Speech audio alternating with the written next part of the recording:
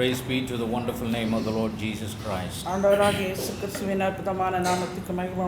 We greet each and every one of you that is joining here in this place this Wednesday evening in the precious name of the Lord Jesus Christ. By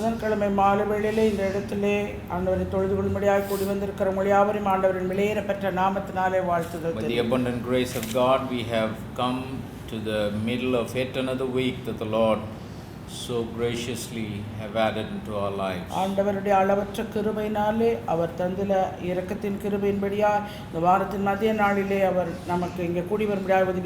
God we serve is a faithful God. He is always faithful to His people. But it is very important for us to make sure that we are faithful to Him.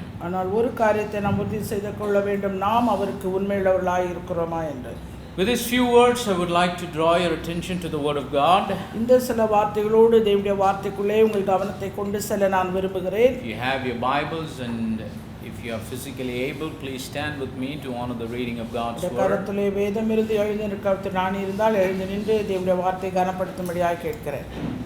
First of all, let us turn to the book of Psalm number 32, verse number 1 and 2.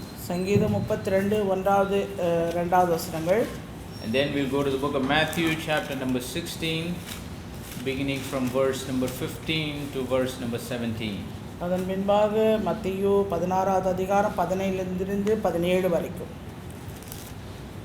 Psalm number 32, verse 1 and 2. Blessed is he whose transgression is forgiven, whose sin is covered. Blessed is the man unto whom the Lord imputeth not iniquity, and in whose spirit there is no guile. சங்கீதம் 32:1-2 எவனுடைய மீறுதல் மன்னிக்கப்பட்டதோ எவனுடைய பாவம் மூடப்பட்டதோ அவன் பாக்கியவான். எவனுடைய அக்கிரமத்தை கர்த்தர் எண்ணாதிருக்கிறாரோ எவனுடைய ஆவியில் கபடம் இல்லாதிருக்கிறதோ அவன் பாக்கியவான். Matthew chapter 16, beginning from verse 15 to verse 17. He saith unto them, But whom say ye that I am? And Simon Peter answered and said, Thou art the Christ, the Son of the living God. And Jesus answered and said unto him, Blessed art thou, Simon Bar-Jonah, for flesh and blood hath not revealed it unto thee, but my Father which is in heaven. மத்தேயு 16:15-17 அப்பொழுது அவர், நீங்கள் என்னை யார் என்று சொல்லுகிறீர்கள் என்று கேட்டார். சீமோன் பேதுரு பிரதியுத்தரமாக, நீ ஜீவனுள்ள தேவனுடைய குமாரனாகிய கிறிஸ்து என்றான். இயேசு அவனை நோக்கி, யோனாவின் குமாரனாகிய சீமோனே, நீ பாக்கியவான். மாம்சமும் இரத்தமும் இதை உனக்கு வெளிப்படுத்தவில்லை, பரலோகத்தில் இருக்கிற என் பிதா இதை உனக்கு வெளிப்படுத்தினார். May the Lord add His blessing to the reading of His word. வாசிக்க கேட்ட அந்த வேத வசனங்களை கர்த்தர் நமக்கு ஆசீர்வதித்து கொடுப்பார். Let's bow our heads and close our eyes for a word of prayer. நம்முடைய தலைகளை வணங்கி கண்களை மூடி ஜெபிப்போம். Most gracious and loving Heavenly Father, we thank you for this wonderful evening. மிகுந்த கிருபையும் அன்பும் நிறைந்த பரலோகத்தின் தகப்பனே, இந்த அருமையான மாலை நேரத்துக்காய் உமக்கு நன்றி செலுத்துகிறேன். Thou art a God who came into the garden to commune with thine in the cool of the evening time. பகலின் குளிர்ச்சியான வேளையிலே தோட்டத்திலே மனுஷனோடு கூட நீ உலாவினீர், இடைப்பட்டீர். அதற்காக உமக்கு நன்றி செலுத்துகிறேன். Pray that you will speak to each and every heart that have opened their hearts to receive your word. உம்முடைய வார்த்தையை ஏற்றுக்கொள்ள தங்கள் இதயத்தை திறந்து வைக்கிற ஒவ்வொருவரோடு கூட நீர் இடைப்பட வேண்டுமாய் ஜெபிக்கிறேன். Pray that you will anoint my lips of clay to speak your anointed word. உம்முடைய அபிஷேகப்பட்ட வார்த்தைகளை பேச என்னை நீர் அபிஷேகியும். Anoint every ears to hear, every hearts to receive. கேட்கிற செவியும் ஏற்றுக்கொள்ளுகிற இருதயத்தை நீர் அபிஷேகியும். Bind all the power of darkness in the name of the Lord Jesus Christ. எல்லா அந்தகாரத்தின் கிரியைகளை உம்முடைய நாமத்தினாலே கடிந்து கட்டி சபித்து அப்புறப்படுத்துகிறேன். May the liberty of your spirit be with us. உம்முடைய விடுதலையின் ஆவியானவர் May the eternal purpose of you sending your word be fulfilled in each and every one of our lives. In Jesus Christ's name we pray. Amen. Please be seated. This evening time, we'd like to speak to you on a subject called the blessed ones in the eyes of God. தேவனுடைய பார்வையிலே பாக்கியசாலிகளாய் இருக்கிறவர்கள். இன்னொரு வார்த்தையில் சொல்லணும்னா ஆசீர்வதிக்கப்பட்டவர்கள். யார் பார்வையில்? தேவனுடைய பார்வை. In the eyes of God. தேவனுடைய பார்வையிலே. Not in the eyes of man. மனுஷனுடைய பார்வையில் அல்ல. not in the eyes of our relatives or friends, நம்முடைய சொந்தக்காரர் உறவுக்காரர்கள் சிநேகிதர்கள் மத்தியில் அல்ல, not in the eyes of our family, இல்ல நம்முடைய குடும்பத்தாருடைய கண்களினால் அல்ல, not in the eyes of our neighbors. இல்ல நம்முடைய பக்கத்து வீட்டுக்காரருடைய கண்களில் அல்ல. We are going to talk about the blessed ones in the eyes of God, in the sight of God. தேவனுடைய பார்வையிலே, தேவனுடைய கண்களிலே ஆசீர்வாதம் உள்ளவர்களாய் இருப்பது. See, as believers in Christ Jesus, கிறிஸ்துவுக்குள்ளே விசுவாசிகளாய் இருக்கிறவர்கள், it is very important for us to understand and experience the blessing of the Lord in accordance to the scriptures. வேத வசனத்தின்படியாய் ஆண்டவருடைய ஆசீர்வாதம் இன்னது என்பதை முதலாவது புரிந்து கொள்ள வேண்டும், அறிந்து கொள்ள வேண்டும். In accordance to the scriptures. வேத வசனத்தின்படியாய், வேத வசனங்களின்படி கர்த்தருடைய ஆசீர்வாதத்தை முதல்ல புரிஞ்சு கொள்ளணும், அடுத்து அதை என்ன பண்ணணும், அனுபவிக்கணும். We need to understand the blessing of the Lord as it is in the scriptures and then experience it in our lives. வேத வசனங்களின்படி ஆண்டவர் சொல்லி இருக்கிற ஆசீர்வாதங்களை முதலாவது புரிந்து கொண்டு அதை நாம் அடுத்தது நம்முடைய வாழ்க்கையிலே அனுபவிக்க வேண்டும். See, we cannot experience anything that we don't understand. எதையும் புரிந்து கொள்ளாமல் அனுபவிக்க இயலாது. See, if somebody is a mechanic, ஒருவர் மெக்கானிக்கா இருக்கிறார் என்றால், if he is doing the work of a mechanic, அந்த மெக்கானிக் வேலையை செய்கிறவர், it means he has understood what is the mechanism of the thing on which he is working. அவர் வேலை செய்கிற சம்பந்தப்பட்ட அந்த மெக்கானிசம் என்ன என்பதை அவர் அறிந்திருக்க வேண்டும், புரிந்திருக்க வேண்டும். If he works on a motorcycle, ஒரு மோட்டார் சைக்கிள் அவர் வேலை செய்கிறார், first that person must understand what is the mechanics of a motorcycle. அந்த மோட்டார் சைக்கிளோட மெக்கானிசம் என்னது என்பதை அவர் அறிந்திருக்க Then வேண்டும். only he can work on it. அதன் பின்பாகத்தான் அதில் வேலை செய்ய முடியும். Then only he can gain experience in it. அப்பொழுது மாத்திரமே அதிலிருந்து அவருக்கு லாபத்தை அவர் So understanding it always precedes experience. எப்போதும் முதலாவது புரிந்து கொள்ளுதல் தான் அனுபவத்துக்கு முன்பாக உண்டாகிறது. Praise the name of the living God. Anyone who does practical, they must first learn the theory. எந்த ஒரு காரியத்தையும் எவர் ஒருவர் செய்தாலும் அதை அனுபவிக்க முன்பாக முதலாவது அதை புரிந்து கொள்ள வேண்டும். That's why when people do their graduation in their schools or in their universities, பள்ளிகளிலோ கல்லூரிகளிலோ தங்கள் தேர்வை எழுதி முடிக்கிறவர்கள், they have the practicals only towards the end of their course. அவர்களுடைய படிப்பின் இறுதியிலே அந்த கோர்ஸ் முடிவிலே தான் அதை பெற்றுக்கொள்வார்கள். But before they do those practicals, they have to understand the theoretical knowledge. அந்த அனுபவபூர்வமாக அந்த காரியங்கள் எல்லாம் அவர்கள் செய்வதற்கு முன்பாக, தேர்வை செய்வதற்கு முன்பாக அவர்கள் எழுத்துப்பூர்வமாக தேர்வு எழுதுவார்கள். Same way in the life that we are living in Christ, கிறிஸ்துவுக்குள் வாழ்கிற இந்த வாழ்க்கையிலும் கூட this word blessing has been quoted by all of us. இந்த ஆசீர்வாதம், பாக்கியவான் என்கிற அந்த வசனம் வார்த்தை எல்லாருக்கும் உள்ளதாக. When we pray for the Lord to bless us. நாம் ஜெபிக்கும்போது ஆண்டவரிடத்திலே நம்மை ஆசீர்வதிக்கும்படியாக நாம் ஜெபிக்கிறோம். Blessing is quoted everywhere. எல்லா இடங்களிலும் அந்த ஆசீர்வாதம் சொல்லப்படுகிறது. But we need to understand the blessing, though it is mentioned in the scripture, it is also used normally in the world. ஆசீர்வாதம் என்பது வேத வசனங்களிலே சொல்லப்பட்டிருந்தாலும் பொதுவாக உலகத்திலே அது பயன்படுத்தப்படுகிற ஒரு காரியம். Even if you take the general dictionary, it will have the meaning for the word blessing. பொதுவான அந்த டிக்ஷனரியில கூட நீங்க பாத்தீங்கன்னா அதுக்கு blessingக்கு ஆசீர்வாதம் என்று. So there is a worldly understanding about the blessing, and also there is a scriptural understanding about the blessing of the Lord. ஆசீர்வாதம் என்கிற அந்த ஒரு காரியத்தை குறித்து உலகபூர்வமாக அறிந்து கொள்ளுகிற ஒரு அறிதலும் புரிந்து கொள்ளுதலும் இருக்க, வேத வசனங்களின்படியாய் ஆசீர்வாதம் என்னதென்பதையும் ஆண்டவருடைய ஆசீர்வாதம் என்னதென்பதை நாம் புரிந்திருக்க வேண்டும். It is very important for the people of God to know the blessing as the scripture says. தேவனுடைய ஜனங்களுக்கு, அவருடைய மக்களுக்கு அந்த ஆசீர்வாதம் என்பது தேவனுடைய வார்த்தையின்படியாய் என்னது என்பதை அவர்கள் அறிந்திருக்க வேண்டும், புரிந்திருக்க வேண்டும். Once we understand that we are God's children, ஒருமுறை நாம் தேவனுடைய பிள்ளைகள் என்பதை புரிந்து கொண்ட பின், once we make our calling and our election sure, ஒருமுறை நம்முடைய அழைக்கப்பட்ட அழைப்பையும் தெரிந்து கொள்வதையும் உறுதியாக்கின பின், our blessing don't work according to how the world says it. அந்த உலகம் சொல்லுகிற பிரகாரமாய் ஆசீர்வாதம் நமக்கு வேலை செய்கிறது இல்ல. The blessing works according to how God has laid out for his people. தேவன் தம்முடைய ஜனங்களுக்கு ஆசீர்வாதத்தை எப்படி நியமித்து வைத்திருக்கிறாரோ அதன்படியாய். Because the blessing that the Lord has laid out in his word is the real true blessing. ஏனென்றால் அந்த ஆசீர்வாதம் தம்முடைய ஜனங்களுக்கு தம்முடைய வார்த்தையில் அவர் வைத்திருக்கிறது உண்மையான The ஆசீர்வாதம். understanding of the blessing that the world has been perverted. இந்த உலகத்தால் சொல்லப்படுகிற அந்த ஆசீர்வாதம் என்பது அது ஒரு மாறுபட்ட ஒரு காரியமாக இருக்கிறது. If you go to the world and say and ask what is blessing, உலகத்திலே போய் சென்று அவர்களிடத்தில் ஆசீர்வாதம் என்ன என்று கேட்டோமானால் many will measure the blessing by their material wealth. பொருளாதார ரீதியிலே சரீர பிரகாரமாக அவர்களுடைய ஆசீர்வாதங்களை அவர்கள் கணக்கிடுவார்கள். Somebody has a lot of money, சிலருக்கு அதிகமான பணம் இருக்கிறது என்றால் great bank balance, அதிகமான வங்கி கணக்குகளே பணம், lot of gold and lot of silver, அதிகமான தங்கம், அதிகமான வெள்ளி, lot of costly metals and stones, இல்ல அதிக விலையேறப்பெற்ற கற்களை உடையவர்களாக has a big house, இல்ல பெரிய வீடு இருக்கிறது, lot of properties, அதிகமான சொத்துக்கள் இருக்கிறது, lot of vehicles, அதிகமான வாகனங்கள் இருக்கிறது என்றால் then the world will say, அப்பொழுது உலகம் சொல்லும், he is a blessed man. அவர் ஒரு ஆசீர்வாதமுள்ள மனுஷன். See, that's how the world measures the blessing. அப்படியாக உலகம் ஆசீர்வாதத்தை கணக்கிடுகிறது. But material wealth is not the only indicator of the blessing.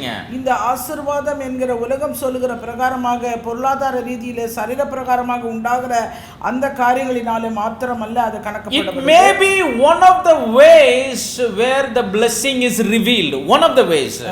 ஆசீர்வாதம் வெளிப்படுகிற விதங்களிலே ஒரு விதம்தான் அந்த காரியம். Material wealth may be one of the ways by which the blessing is revealed.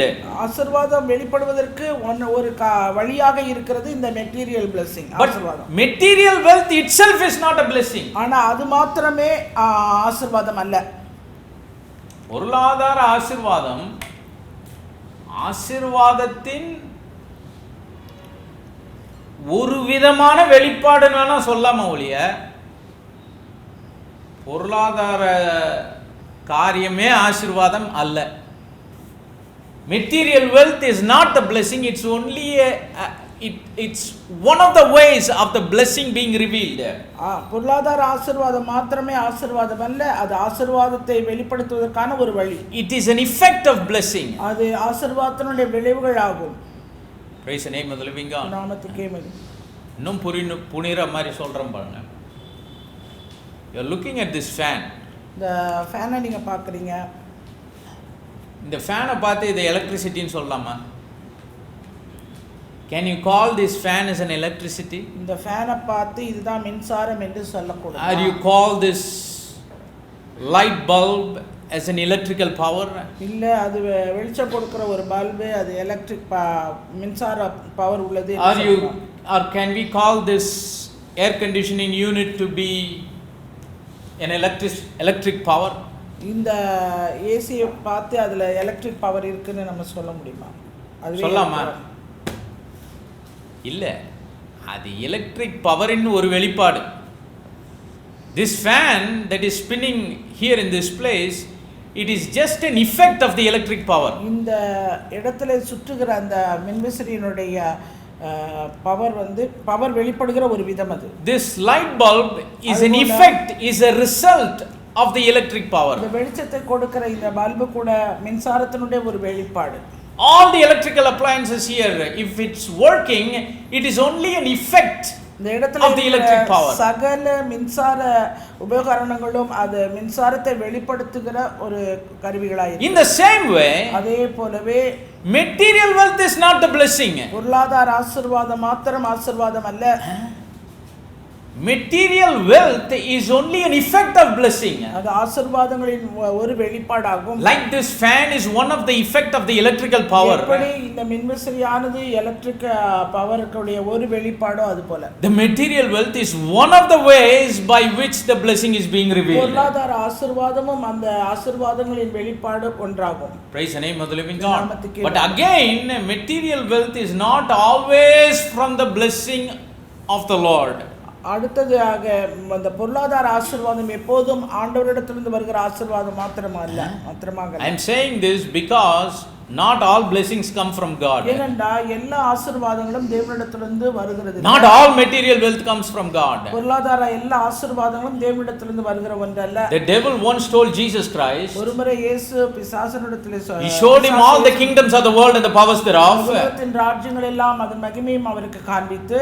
He showed all the glory of it. அதன் மகிமையும் அவருக்கு காண்பித்து. What did he say? என்ன சொன்னா? All this has been given to me. இதெல்லாம் எனக்கு கொடுக்கப்பட்டிருக்கிறது. Praise the name of the living God. That is why we need to be very careful. அதனால நாம கொஞ்சம் ஜாக்கிரதையா. The book of Proverbs, the scripture says, நீதிமொழிகள் புத்தகத்திலே பார்க்கிறோம். the blessing of the Lord it maketh rich. கர்த்தருடைய ஆசீர்வாதமே ஐஸ்வரியத்தை தரும். கர்த்தரின் ஆசீர்வாதம் அப்ப என்னது? ஆசீர்வாதம் வெறும் ஆசீர்வாதமே ஐஸ்வரியத்தை தரும்னு சொல்ல, கர்த்தரின் ஆசீர்வாதமே, the blessing of the Lord only it makes rich. கர்த்தரின் ஆசீர்வாதமே ஐஸ்வரியத்தை. So what do we understand from that? இதிலிருந்து புரிந்து கொள்வது, it's also a blessing of the devil. பிசாசுடைய ஆசீர்வாதம் இருக்கிறது. Material wealth can be given by the devil also. பொருளாதார ஆசீர்வாதம் பிசாசினால கூட கொடுக்க முடியும். He said all the kingdoms of the world, the powers of it and the glory thereof has been given to me. இந்த உலகத்தின் ராஜ்யங்களும் அதன் அதிகாரங்களும் வல்லமைகளும் மகிமையும் எனக்கிடத்தில் ஒப்பு கொடுக்கப்பட்டிருக்கிறது. So material wealth cannot be blindly treated as a sign of the blessing of the Lord. பொருளாதார ஆசீர்வாதம் மாத்திரமே அது தேவனால் ஆசீர்வதிக்கப்பட்ட ஆசீர்வாதம் என்று நாம் முழுமையாக அதை எடுத்துக்கொள்ள. Maybe it is one of the ways by which God reveals his blessing towards his people. தேவன் தம்முடைய ஜனங்களுக்கு ஆசீர்வாதத்தை வெளிப்படுத்துகிற ஒரு வழியிலே ஒரு வழியாக அது இருக்கலாம். That is why it is very important for us to know have the right understanding of the blessing of the Lord. ஆண்டவருடைய ஆசீர்வாதத்தை குறித்த ஒரு சரியான புரிந்துகொள்ளுதல் நமக்கு உண்டாயிருக்க வேண்டும். What is blessing?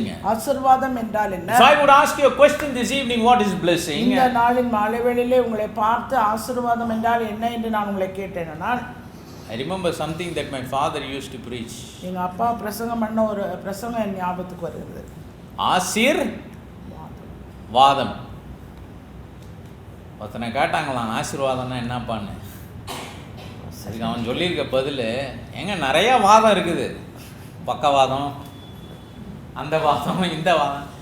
அது மாதிரி இந்த கிறிஸ்டினுங்க என்ன பண்ணுறாங்க, ஏதோ ஒரு வாதம் சொல்கிறாங்க, அதுதான் என்னதான் ஆசீர்வாதம். What is blessing? What is the real meaning of blessing? உண்மையான அர்த்தம் என்ன ஆசீர்வாதம் என்பதற்கு? Blessing means absence of curse. சாபம் இல்லாமை தான் ஆசீர்வாதம். சாபம் இல்லாத ஒரு நிலை தான் என்னது? ஆசீர்வாதம். Absence of curse is the blessing. சாபம் இல்லாமை தான் ஆசீர்வாதம். How can you explain light? எப்படி வெளிச்சத்தை நீங்க விளக்கம் சொல்லுவீங்க? Absence of darkness is light. இருள் இல்லாமை தான் வெளிச்சம். How can you explain darkness? எப்படி இருளை சொல்லுவீங்க? Absence of light is darkness. வெளிச்சம் இல்லாமை தான் இருள். So how do you explain blessing? ஆசீர்வாதத்தை எப்படி விளக்கம் சொல்லுவீங்க? The absence of curse. சாபம் இல்லாமை ஆசீர்வாதம். Because Christ Jesus came to redeem us from the curse. இயேசு கிறிஸ்து இந்த பூமிக்கு வந்தது சாபத்திலிருந்து நம்மை மீட்டு. He not only came to take away the sins of the world, உலகத்தின் பாவங்களை எடுத்து போடுவதற்கு மாத்திரமல்ல, but he also came to deal with the curse that came as an effect of sin. அந்த பாவத்தின் விளைவினால் வந்த சாபத்தை நீங்களாக்குவதற்காக அவர் வந்தார். So who is a blessed man in the sight of God? தேவனுடைய பார்வையிலே ஆசீர்வாதம் உள்ள மனுஷன் யார்? There are several things in the scriptures for us to understand who is a blessed man in the sight of God. தேவனுடைய பார்வையிலே ஆசீர்வாதம் உள்ள மனுஷன் என்று சொல்வதற்கு வேத வசனங்களிலே अनेक So many places where the scripture talks about the blessed man. அந்த ஆசீர்வாதம் உள்ள மனுஷனை பற்றி अनेक வேத வசனங்கள் சொல்லப்பட்டிருக்கிறது. Blessed is he that feareth the Lord. கர்த்தருக்கு பயந்து நடக்கிறவனோ Blessed is he who trusteth in the Lord. கர்த்தர் மேல் நம்பிக்கையாய் இருக்கிறவனோ அவன் In Matthew 5 Jesus talked about the blessed man. அங்கே மத்தேயு 5வது அதிகாரத்திலே பாக்கியசாலியை பற்றி சொல்றார். Blessed are the poor in spirit. ஆவியிலே எளிமை உள்ளவர்கள் பாக்கியவான்கள். Blessed are the meek. சாந்தமுள்ளவர்கள் பாக்கியவான்கள். Blessed are those that hunger and thirst for righteousness. நீதியின் மேல் பசிதாகம் உள்ளவர்கள் பாக்கியவான்கள். The scripture talks about so many blessed people. अनेक பாக்கியசாலிகளை ஆசீர்வாதம். But this evening I would like to highlight some of the important things. இந்த மாலை வேளையிலே சில முக்கியமான காரியங்களை உங்களுக்கு முக்கியப்படுத்தி சொல்ல கடந்து போகிறேன். I'll try to condense all the blessing into these things that we'll be talking about this evening. இந்த மாலை வேளையிலே நாம் தியானிக்க போகிற இந்த காரியத்துக்குள்ளே எல்லாவற்றையும் அடக்கி. Who is a blessed man in the sight of God? தேவனுடைய பார்வையிலே ஆசீர்வாதம் உள்ள மனுஷன் யார்? First of all, முதலாவதாக the one who knows Christ Jesus as he is a blessed man. இயேசு கிறிஸ்து அவர் இருக்கிறவனமாக அவரை அறிந்து கொள்ளுகிறவன் தான் பாக்கியவான். The one who knows Christ Jesus as he is a blessed man. இயேசு கிறிஸ்து அவர் இருக்கிறவனமாக அவரை அறிந்து கொள்ளுகிறவன் பாக்கியவான். If you go to the book of Matthew chapter number 16, மத்தேயு 16வது அதிகாரத்துக்கு போனீர்களானா we all know about this passage that we read just now. நாம் இப்பொழுது வாசிக்க கேட்ட இந்த வேத பகுதிகளே உங்களுக்கு நன்றாக தெரியும். Jesus once asked his disciples, who do men say that I am? இயேசு சீஷர்களை பார்த்து கேட்டார், ஜனங்கள் என்னை யார் என்று சொல்லுகிறார்கள் என்று. That's what he asked in Matthew 16 and verse number 13. மத்தேயு 16:13 அதை பார்த்தோம். So Jesus once called his disciples the 12 hand-picked disciples. ஆண்டவராலே தேர்ந்தெடுக்கப்பட்ட அந்த 12 சீஷர்கள். And he said, what do these people are thinking about me? ஜனங்கள் மனுஷகுமாரனே என்னை ஜனங்கள் யார் என்று சொல்லுகிறார்கள். How do they want to identify me? அவர்கள் எப்படி என்னை அடையாளம் காண விரும்புகிறார்கள்? Who do men say that I am? ஜனங்கள் என்னை யார் என்று சொல்லுகிறார்கள். Then every one of the disciples came up with their answer. எல்லா சீஷர்களும் அவர்களுடைய பதிலோடு வந்தார்கள். They said, Lord, some are saying you are John the Baptist. சிலர் உம்மை யோவான் ஸ்நானகன் என்று Some are saying you are Elias. சிலர் எலியா என்று சொல்றாங்க. Some are saying you are Jeremiah. சிலர் எரேமியா என்று சொல்றாங்க. Some are saying you are one of the prophets. தீர்க்கதரிசிகளில் ஒருவர் என்று சொல்கிறார்கள். So these disciples, they began to give out their answers what others are thinking about Christ. கிறிஸ்துவை குறித்து இயேசுவை குறித்து மற்ற ஜனங்கள் என்ன சொல்கிறார்கள் என்பதை சீஷர்கள் ஆண்டவரிடத்திலே சொன்னார்கள். Because the disciples, they might have heard a lot of things from the crowd. ஏனென்றால் இந்த கூட்டத்து ஜனங்களிடத்திலிருந்து अनेक காரியங்களை சீஷர்கள் கேள்விப்பட்டார்கள். They said, Lord Jesus, they are telling you are one of the prophets, you are John the Baptist, you are Isaiah, you are Jeremiah, you are one of the prophets, Elias, and so on and so forth. ஆண்டவராகிய இயேசுவே சிலர் உம்மை யோவான் ஸ்நானகன் என்று, சிலர் எலியா என்று, சிலர் எரேமியா என்று, தீர்க்கதரிசிகளில் ஒருவர் என்று சொல்கிறார்கள். And then in verse number 15, 15வது வசனத்திலே Jesus wanted to know what the disciples are thinking about him. அந்த சீஷர்கள் தங்களை குறித்து என்ன நினைக்கிறார்கள் என்று அவர் அறிய விரும்பினார். Because he has been with them for weeks and months and years now. ஏனென்றால் அவர்களோடு வாரக்கணக்காக மாதக்கணக்காக வருஷக்கணக்காக He just wanted to know what they are thinking about him. தன்னை குறித்து அவர்கள் என்ன நினைத்திருக்கிறார்கள் என்பதை அறிய விரும்பினார். And that's why he said, what do you say?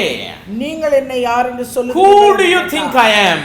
நீங்க என்னை யார் என்று நினைக்கிறீர்கள்? Whom say ye that I am? நீங்கள் என்னை யார் என்று சொல்லுகிறீர்கள் என்று கேட்டார்.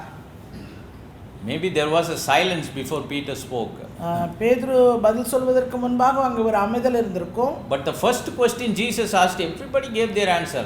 முதல் தடவை கேட்ட ஜனங்கள் யார் என்று சொல்கிறார்கள் போது எல்லாருக்கும் பதில் இருந்தது. Why? Yeah. Because they are not giving from their mind. They are only going to give what they heard other people இயேசு say. கேட்ட அந்த கேள்விக்கு அவர்கள் மனதிலே பதில் இல்லை, மற்றவர்கள் சொன்னதை கேட்டதிலிருந்து அவர்கள் சொல்லுகிறார்கள். முதல் கேள்விக்கு சொந்தமா பதில் சொல்ல வேணாம். ஹலோ, வெளியில மற்றவன் சொல்றத என்ன பண்ணணும் சொல்லணும். Our people are very good in this. இதுல ரொம்ப நம்ம ஜனங்க புத்திசாலிங்க. அவங்க மைண்டை யூஸ் பண்ணணும்னா டைம் ஆகும், லேசில் வாய் திறக்க மாட்டாங்க.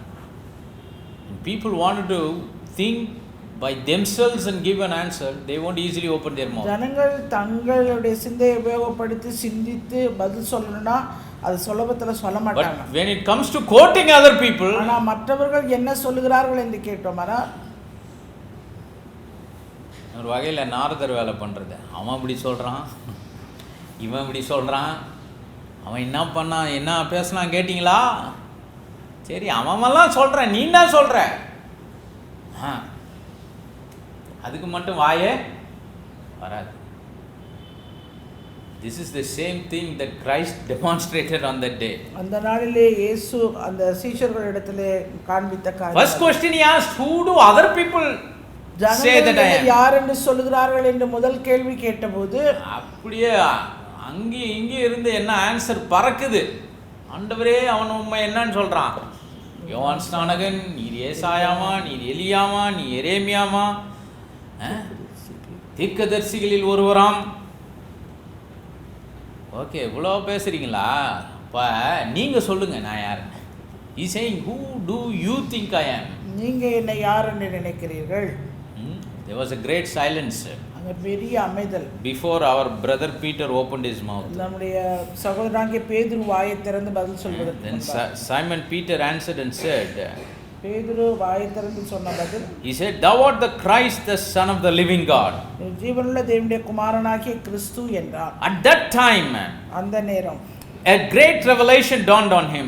அவனுக்குள்ளே ஒரு பெரிய வெளிப்பாடு உண்டாயிற்று. He received a divine understanding from heaven. அவன் பரலோகத்திலிருந்து ஒரு தெய்வீக புரிந்துகொள்ளுதலை பெற்றவனாய் And he did not keep that understanding within himself. அவன் பெற்றுக்கொண்ட அந்த புரிந்துகொள்ளுதலை தனக்குள்ளே மாத்திரம் வைத்துக் But he revealed or manifested that revelation through the words of his mouth. தன்னுடைய வாயின் வார்த்தைகளினாலே தான் பெற்றுக்கொண்ட அந்த வெளிப்பாடை அறிக்கை. He opened up his mouth and he spake and he said, அவன் வாயை திறந்து சொன்ன காரியமாவது, "Thou art the Christ, the Son of the living God." நீ ஜீவனுள்ள தேவனுடைய குமாரனாகிய கிறிஸ்து.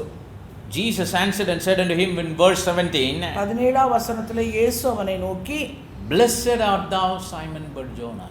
யோனாவின் குமாரனாகிய சீமோனே, நீ பாக்கியவான். நீ யாரு? பாக்கியவான். இன்னொரு வார்த்தையில ஆண்டவர் என்ன சொல்றாருன்னா, யோனாவின் குமாரனாகிய சீமோனே, நீ ஆசீர்வதிக்கப்பட்டவன். When Peter revealed who Christ really is, கிறிஸ்து உண்மையாய் யார் என்று நான் வெளிப்பட்ட அந்த வெளிப்பாடு அவன் அறிக்கையிட்ட உடனே, when Peter revealed who Christ Jesus is, பேதுரு தனக்கு உண்டான அந்த வெளிப்பாட்டின் மூலமா இயேசு யார் என்கிறதை அவன் சொன்ன உடனே, the first word that came out of the mouth of our Lord Jesus is blessed.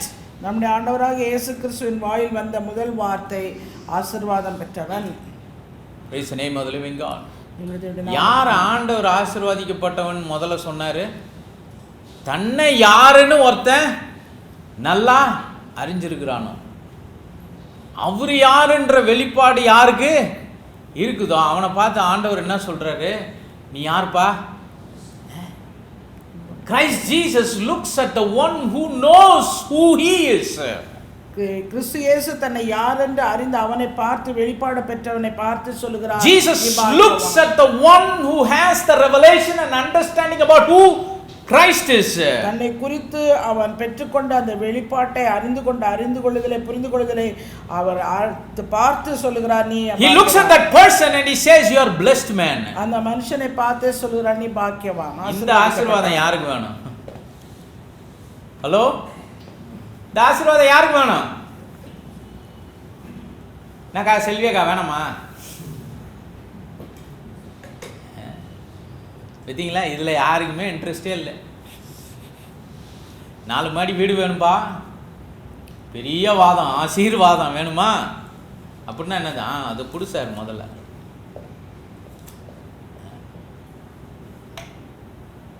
Great wealth, who needs it? யாருக்கு மிகுந்த ஆஸ்தி வேண்டும்? They just open their mouth and they open it wide as if they can swallow it. Oh, I need this blessing. அவங்களோ தங்க வாயை ஆண் திறந்து எனக்கு இந்த ஆசீர்வாதம் வேணும்னு முழுங்கிடுவாங்க. But whether you like it or not, ஆனா உங்களுக்கு பிடிக்குதோ பிடிக்கலையோ, whether you believe it or not, நீங்க விசுவாசிக்கிறீங்களோ விசுவாசிக்கலையோ, this is what the scripture says. வேத வசனம் அதை தான் சொல்கிறது. This is not from my idea. இது என்னுடைய ஐடியால இருந்து வந்த, not from my intellect. என்னுடைய அறிவுத்திறனில் இருந்து வந்த, This is not my own doctrine. இல்லை என்னுடைய சுய உபதேசம். This is the doctrine of blessing from the Bible. வேதத்திலிருந்து வந்த ஆசீர்வாதத்தின் வார்த்தை. If you want to know you are really blessed, நீங்க உண்மையாகவே ஆசீர்வதிக்கப்பட்டவர்களாக வேண்டுமானால், you have to know him as he is. அவர் இருக்கிறவனமாக அவர் யார் என்று நீங்கள் புரிந்து கொள்ள வேண்டும், அறிந்து கொள்ள வேண்டும். So when Jesus asked, "Whom do you say that I am?" இயேசு அவர்களை பார்த்து கேட்டார், நீங்கள் என்னை யார் என்று only சொல்கிறீர்கள்? Peter opened up his mouth and said, பேதுரு மாத்திரமே வாயை திறந்து பதில் சொன்னார். why only Peter received this revelation? பேதுருக்கு மாத்திரம் அந்த வெளிப்பாடு உண்டானது. Jesus said, "Simon Bar-Jonah, you are blessed. யோனாவின் குமாரனாகிய சீமோனே, நீ பாக்கியவான். Flesh and blood did not reveal this to you, மாம்சமும் இரத்தமும் இதை but my Father which is in heaven," he said. பரலோகத்தில் இருக்கிற என் பிதா இதை உனக்கு. So of all the people that were there in that room, அந்த இடத்துல இருந்த மற்ற ஆட்கள் எல்லாம், why only Simon Bar-Jonah received this revelation? யோனாவின் குமாரனாகிய சீமோனுக்கு மாத்திரம் ஏன் இந்த, Why he was only able to make that contact to have this revelation? இந்த வெளிப்பாடோடு இணைக்கப்பட்டவனாய் இருந்தது அவன் மாத்திரம் ஏன்? Why it did not come to Matthew or Luke or John or James that were in that room? அதே இடத்துல இருந்த மத்தேயுக்கோ மார்க்குக்கோ லூக்குக்கோ ஏன் உண்டாகல? Because the scripture here says, ஏனென்றால் இங்கே வேதவசனம் சொல்கிறது, he did not come out of his own flesh and blood about who he is. அவர் யார் என்கிற அந்த அறிவை, அந்த புரிந்து கொள்ளுதலை தன்னுடைய மாம்சத்தின் இரத்தத்தின் அந்த அறிவில் அவன் வரல. It was revealed by the Father which is in heaven, the scripture says. பரலோகத்தில் இருக்கிற பிதாவினாலே அவனுக்கு வெளிப்படுத்தப்பட்டது என்று வேதவசனம் So it was not only revealed, அது வெளிப்படுத்தப்பட்டது மாத்திரமல்ல, only Peter received that revelation. அந்த வெளிப்படுத்தப்பட்ட அந்த வெளிப்பாடை பேதுரு பெற்றுக்கொண்டான்.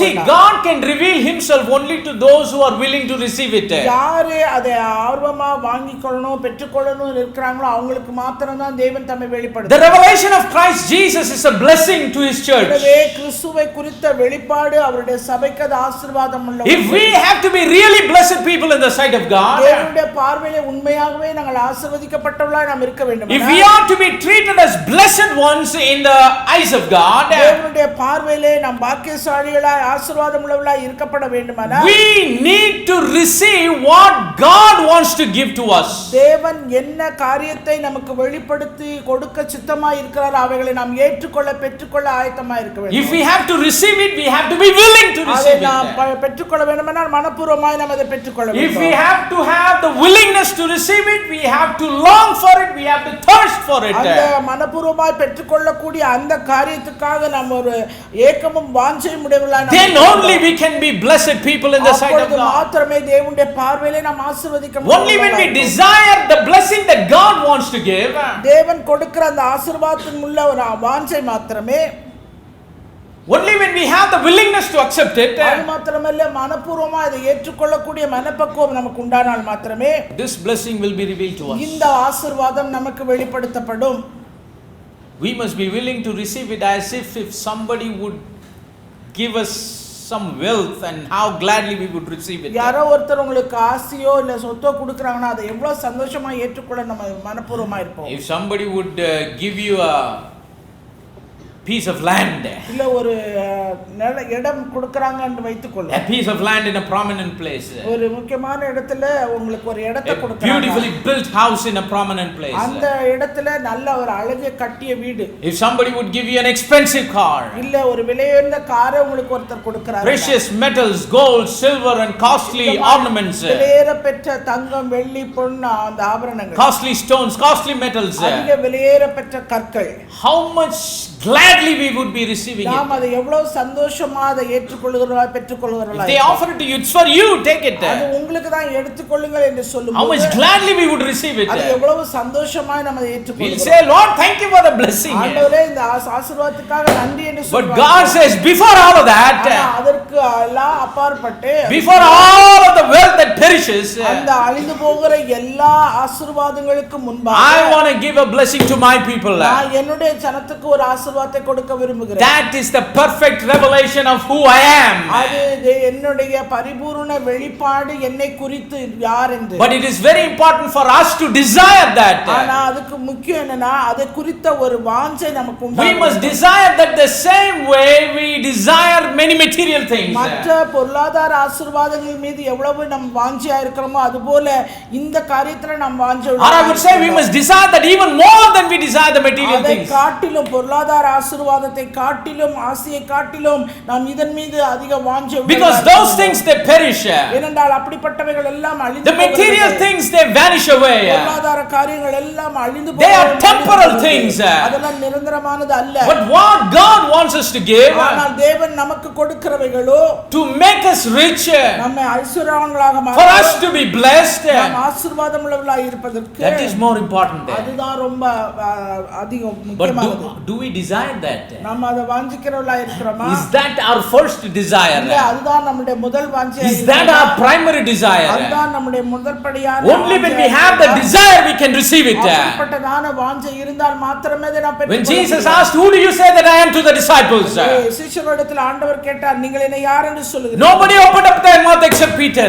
பேதுருவை தவிர வேறு யாருமே வாய் திறக்கல. Why? Because he had this desire in him. அவனுக்குள்ளே அப்படிப்பட்டதான ஒரு வாஞ்சை உண்டாயிருந்தது. Praise the name of the living God. நாமத்துக்கே Every other opinion that people gave, மற்றவர்கள் ஜனங்கள் சொன்னாங்க, every other opinion where they said he is prophet, அவர் தீர்க்கதரிசி என்று he is சொன்னாங்க, John the Baptist, அவர் யோவான் ஸ்நானன் he is என்று Jeremiah, சொன்னாங்க, எரேமியா என்று he is சொன்னாங்க, Isaiah, ஏசாயா என்று சொன்னபோது, he is this and he is that. இது அது என்று எல்லாம் சொன்னபோது, That were just that was just coming out of their lips. அதுவெல்லாம் அவங்களுடைய வாயிலிருந்து உதடுகளினாலே Their mental analysis. அவங்களுடைய மனநிலையினாலே அது அலசி ஆராய்ந்து எடுத்த காரியங்கள். But God's people, ஆனால் தேவனுடைய ஜனங்கள், who have to be really blessed, உண்மையாகவே அவர்கள் ஆசீர்வாதம், who should live their life as a blessed people in the sight of God, தேவனுடைய பார்வையிலே ஆசீர்வாதம் பெற்றவர்களாய் அவர்கள் வாழ்ந்து, they must know him as he is. அவர் இருக்கிற வண்ணமாக அவர் யார் என்கிற அறிவை அவர்கள் பெற்றவர்களாய் இருக்கார்கள். But people don't see this as a blessing. ஆனா இத ஜனங்க ஆசீர்வாதமாவே பார்க்கிறது இல்ல. People, they just have their own opinion about God. தேவனை குறித்து தங்களுக்கென்று சுய ஒரு கொள்கை உடையவர்களாய் இருக்கார்கள். Like the people had that day. அந்த நாளிலே ஜனங்களுக்குள்ள எப்படி இருந்ததோ, this man should be Jeremiah. இயேசுவை குறித்து அவர்கள் சொன்னதே அவர் எரேமியாவா இருக்கும். He is like one of the prophets. இல்ல தீர்க்கதரிசில ஒருவராய் இருக்கும். No. இல்ல. We cannot have our own opinion about God. தேவனை குறித்து நமக்குரிய ஒரு சொந்த சுய கொள்கையை நாம் We cannot analyze our God with our own mind. நம்முடைய சுய சிந்தையை கொண்டு தேவனை நாம் ஆராய்ந்து அறிய. That's not the real blessing. அது உண்மையான ஆசீர்வாதம். It's very important to know him by revelation. வெளிப்பாடினாலே அவரை யார் என்று நாம் அறிந்து கொள்ள வேண்டும். And if you need to have the revelation, you must have the desire. அந்த வெளிப்பாட்டு அறிவை நீங்கள் பெற வேண்டுமானால் அதை குறித்த வாஞ்சை உள்ளவர்களாய் நீங்கள், because God can give something to someone who is willing to receive it. தேவன் ஒரு காரியத்தை ஒருவருக்கு கொடுக்க விரும்புகிறார்னா அவன் மனப்பூர்வமாய் வாஞ்சை உள்ளவன். If somebody doesn't have the desire to know about him, he won't waste his time forcing him into him. அவரை குறித்து அறிய விருப்பம் இல்லாமல் வாஞ்சை இல்லாமல் இருக்கிற எவனுக்கும் மனப்பூர்வமாய் இல்ல கட்டாயப்படுத்தி அவர் திணிக்கிறவர். God doesn't force himself on anyone. யார் மீதும் தன்னை திணித்து கொண்டு வருகிறவர் அல்ல. But who is willing? யார் மனப்பூர்வமாய் இருக்கிறார்? Who has the thirst? யாருக்கு அந்த தாகம் இருக்கிறது? Who has the hunger? யாருக்கு அந்த பசி? Only he shall be filled. அவர்களால் தான் அவர்கள் மாத்திரமே நிரப்பப்படுவார்கள். How much thirst we have to know God more? தேவனை குறித்து அதிகமாய் அறிவதற்குரிய தாகம் நமக்கு எவ்வளவு இருக்கிறது? Are we satisfied just by knowing him in a limited way? ஒரு குறிப்பிட்ட வரையறை அளவு அவரை அறிந்தால் மட்டும் போதும் என்கிற நிலையிலே திருப்தி அடைந்திருக்கிறோம். Do we desire to know him more and more? இல்ல இன்னும் அதிகமாய் நான் அறிய வேண்டும் என்கிற வாஞ்சை உடையவர்களாய் இருக்கிறோம். If God would ask you how much you want to bless me, ஆண்டவர் உங்களை பார்த்து கேட்கிறார், நான் உங்களை எவ்வளவு ஆசீர்வதிக்கணும் அப்படி, how much you desire for me to bless you, உங்களை ஆசீர்வதிக்க நீங்க எவ்வளவு வாஞ்சை உடையவர்களாய் இருக்கீங்க, நான் எவ்வளவு ஆசீர்வதிக்கணும், what limit will you set? நீங்க என்ன ஒரு வரையறை அதுக்கு வைப்பீங்க? What figure will you give? இல்ல என்ன விதமான ஒரு காரியத்தை நீங்க அவரிடத்துல கேட்பீங்க? How would you put the limitation for your blessing? உங்களுடைய ஆசீர்வாதத்துக்கான ஒரு வரையறை எதை என்று எவ்வளவு சொல்லுவீங்க? You will quote all the scriptures. எல்லா வேத வசனத்தையும் குறிப்பிட்டு சொல்லுவீங்க. Lord, ஆண்டவரே இடங்கொள்ளாமல் போகும் மட்டும் என்ன பண்ணுங்க, ஆசீர்வாதத்தை ஊற்றி விடும் ஆண்டவரே.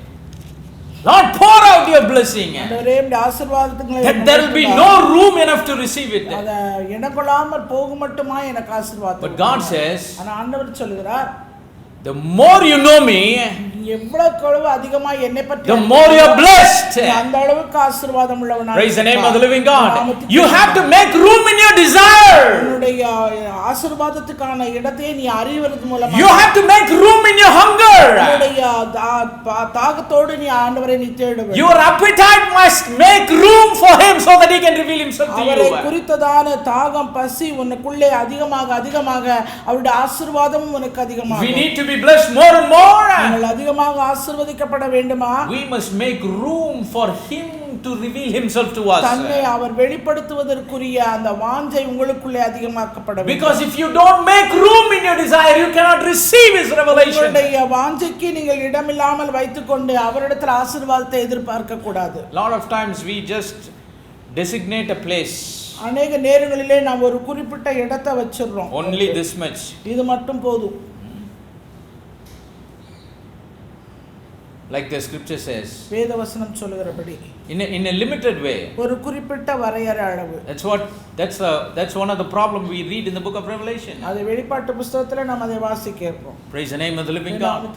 But God wants to pour himself into us. ஆனால் தேவன் தம்முடைய ஆசீர்வாதத்தை நம் மீது ஊற்ற அவர் விருப்பமுள்ளவராய் இருக்கிறார். God wants to reveal himself to us. தன்னை வெளிப்படுத்த அவர் விருப்பமுள்ளவராய் இருக்கிறார். In fact, he has revealed to us. அவர் ஏற்கனவே தம்மை குறித்து அவர் வெளிப்படுத்தி இருக்கிறார். But we are not able to receive it. இன்னும் நாம் தான் அவரை ஏற்றுக்கொள்ள முடியாதவர்களாக We are இருக்கிறோம். not able to receive it in the same quantum he has revealed himself to our us. எந்த அளவு தன்னை வெளிப்படுத்தி இருக்கிறாரோ அந்த அளவுக்கு அவரை ஏற்றுக்கொள்ள முடியாத நிலையிலே நாம் இருக்கிறோம். People, they just want to stick to a limit.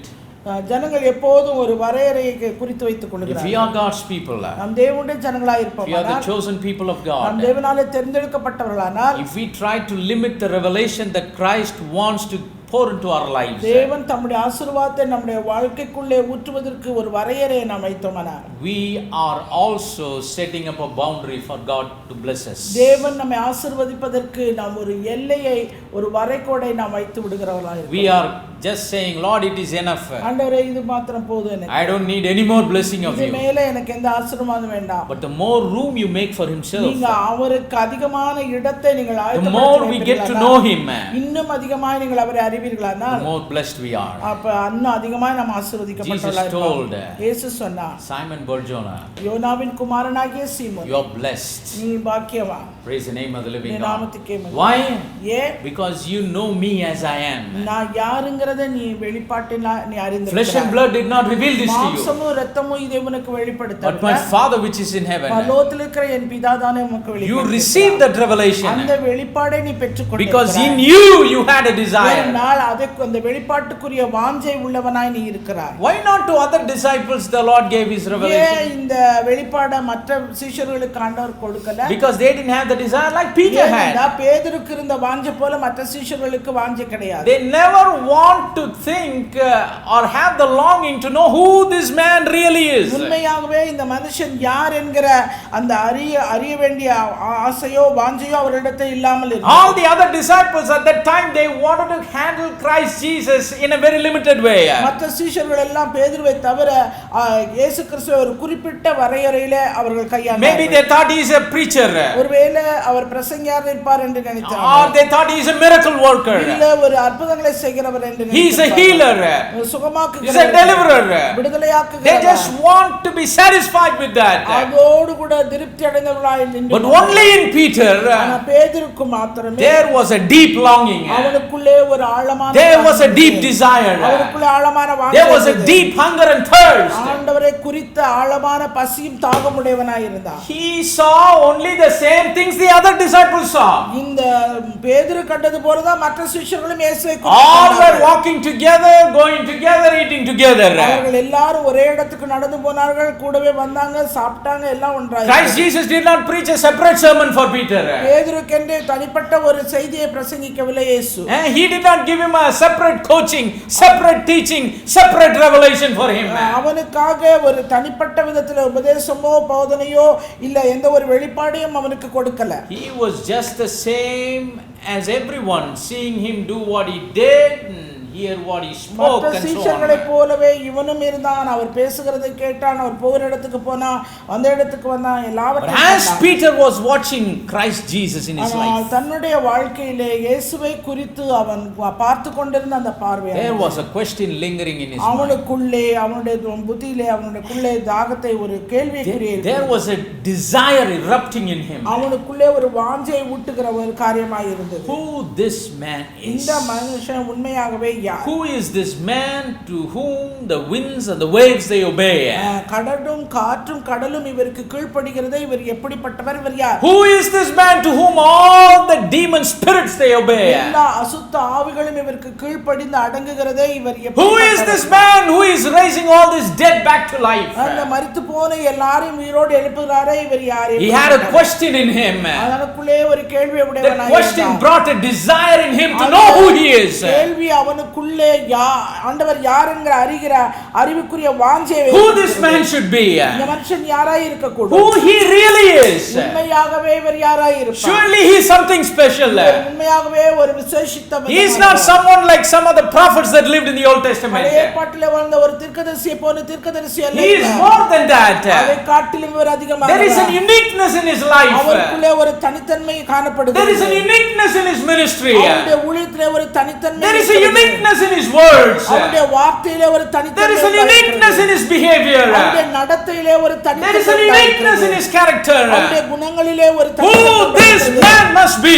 இந்த மனுஷன் யாராய் There was a deep hunger and thirst. அவனுக்குள்ளே ஒரு ஆழமான பசி தாகம். That is why அதனாலதான் when Jesus asked this question, இயேசு இந்த கேள்வியை கேட்டவுடனே the Lord poured his revelation from heaven. அவருடைய வெளிப்பாடை அவன் மேல் ஊற்றினார். It was the hunger that enabled him to receive the revelation from God. அவனுக்குள்ளே இருந்த அந்த வாஞ்சையாகிய பசியும் தாகமும் ஆண்டவர் கொடுத்த அந்த வெளிப்பாடை ஏற்றுக்கொள்ள முடிந்தது. Do we have that kind of a desire? அப்படிப்பட்டதான வாஞ்சை நமக்கு Or do we இருக்கிறதா? try to limit how much God should reveal himself to இல்ல us? தேவன் தம்மை எவ்வளவு அளவுக்கு நமக்கு வெளிப்படுத்த வேண்டும் என்று ஒரு வரையறை வைத்திருக்கிறோம். No, if we have to be blessed people in the sight of God, தேவனுடைய பார்வையிலே நாம் பாக்கியசாலிகளாய் ஆசீர்வாதம் உள்ளவர்களாய் இருக்க வேண்டுமானால் the deeper the hunger is, அந்த பசியினுடைய ஆழமானது, the greater the blessing will be. அந்த ஆசீர்வாதத்தை காட்டிலும் அதிகமாக Jesus இருக்கும். said, "Blessed art thou, Simon Bar-Jonah." யோனாவின் குமாரனாகிய சீமோனே நீ பாக்கியவான். Why?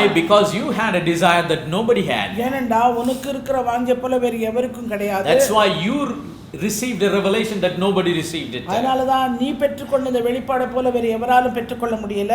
It's very important இது மிகவும் முக்கியமானது. that we must check our appetite for God. தேவனுக்கு குறித்த ஒரு பசி எந்த அளவு நமக்கு இருக்கிறது என்பதை நாம் Because God can only deal with us the measure that we desire him. நாம் எந்த அளவுக்கு அவர் மீது வாஞ்சையாய் தாகமாய் பசியாய் இருக்கிறோமோ அந்த அளவுக்கு தான் அவர் நம்மோடு கூட செயல்படுவார். If we say we don't want, God will say goodbye, I'll go to the next ஆண்டவரே person. நீர் எனக்கு வேண்டாம் என்று சொன்னா அவரும் வேண்டாம் என்று அடுத்த இடம் போய் விடுவார். If I am hungry for him, he will satisfy me. அவருக்காக நான் பசியாய் இருந்தா அவர் என்னை That's திருப்திப்படுத்துவார். why the scripture says, "Blessed are those that hunger and thirst after righteousness." நீதியின் மேல் பசிதாகம் உள்ளவர்கள் பாக்கியவான்கள். Only they shall be filled. அவர்கள் திருப்தி அடைவார்கள். Praise the name of the living நாமத்துக்கே God. மகிமை. God is not interested in people who feel full. நிறைவு பெற்றவர்களை பார்த்து என்றைக்குமே ஆண்டவர் கவலைப்படுறது. Because once you think you are full, you will have a notion that you no more need God. நீங்க எல்லாவற்றிலும் நிறைவுள்ளவர்கள் என்று உங்களை நீங்கள் திருப்திப்படுத்திக் கொண்டா தேவன் உங்களுக்கு தேவையில்லாதவராக காணப்படுவார். God doesn't have time to deal with those kind of people. அப்படிப்பட்டதான ஜனங்களோடு அவர் செயல்பட நேரம் செலவழிக்கிறது இல்லை. You see, everybody's appetite is different. ஒவ்வொருவருடைய பசியுடைய தன்மையும் வித்தியாசமாக இருக்கும். Why, when we look at the spiritual life of people, some are good and some are average and some are low? Why do we see a difference in every individual's life? வாழ்க்கையிலே ஒவ்வொருவருடைய தனிப்பட்ட ஆவிக்குரிய வாழ்க்கையிலும் ஒரு சிலர் வாழ்க்கை உயர்வாக இருக்கிறது, ஒரு சில வாழ்க்கை சராசரியாக இருக்கிறது, ஒரு சில வாழ்க்கை தாழ்வாக இருக்கிறது. Time may be one of the reasons. ஒருவேளை காலத்துடைய இடைவெளி இருக்கலாம். Most of the time, ஆனா அதிகபட்சமாக the reason is, காரணம் என்னவென்றால், the difference is, வித்தியாசம் என்னவென்றால் the difference in appetite of the people. அந்த ஜனங்களிடத்தில் இருக்கிற பசித்தன்மை தான். Some are like Peter. சிலர் பேதுருவை போல இருக்கலாம். Some are like other 11 disciples. மத்த 11 சீஷர்களை போல சிலர் இருக்கலாம். But how much ever we are hungry, only that much God can deal with us. நம்ம எந்த அளவு பசியாய் இருக்கிறோமோ அந்த அளவு தேவன் நம்மை திருப்திப்படுத்துவார். You remember what the Lord told the children of Israel? இஸ்ரவேல் ஜனங்களுக்கு ஆண்டவர் சொன்ன காரியம் உங்களுக்கு ஞாபகம் When he made the இருக்கா? manna to come from heaven. வானத்திலிருந்து வந்த அந்த மன்னாவை பார்த்து And when he gave instructions to Moses how the people have to gather the manna. மோசேயிடத்தில் ஆண்டவர் கொடுத்தார் அந்த ஜனங்கள் எந்த அளவுக்கு அதை அவர்கள் தங்களுக்கு சேர்த்துக் கொள்ள வேண்டும் என்று God provided in abundance. ஆண்டவர் திரளாக அவர்களுக்கு கொடுத்தார். See, God was not rationing the manna from his side. தன்னுடைய பட்சத்திலிருந்து மன்னாவை கொடுக்கும்போது அவர் ஒவ்வொருவருக்கும் இவ்வளவுதான் என்று அறுதியிட்டு அளவிட்டு provided in abundance. அவர் நிறைவாக பூரணமாக கொடுத்தார். Because he is a God of abundance. ஏனென்றால் அவர் நிறைவான தேவன். But when he gave instruction to the people, ஆனால் ஜனங்களிடத்தில் அதை பற்றி அவர் சொல்லும்போது, I think it's in Exodus 17 and verse number 17. ஆத்ராகமம் 17 என்று நினைக்கிறேன். He said, அவர் விதமாய் சொல்லி இருக்கிறார், let every man gather according to his eating. 17 இல்ல 16 16 I'm sorry. 16 ஆத்ராகமம் 16 கர்த்தர் கட்டளையிடுகிறது என்ன? This is the thing which the Lord hath commanded, gather of it every man according to his eating, according to his eating. An omer for every man according to the number of your persons. Take ye every man for them which are in his tents. கர்த்தர் கட்டளையிடுகிறது என்னவென்றால் அவரவர் புசிக்கும் அளவுக்கு தக்கதாக அதில் எடுத்து சேர்க்க கடவீர்கள். உங்களுடைய ஆத்துமாக்களின் அவரவர் புசிக்கும் அளவுக்கு தக்கதாக. Just because he gave it in abundance, God did not say everybody take loads and loads and store it in your home.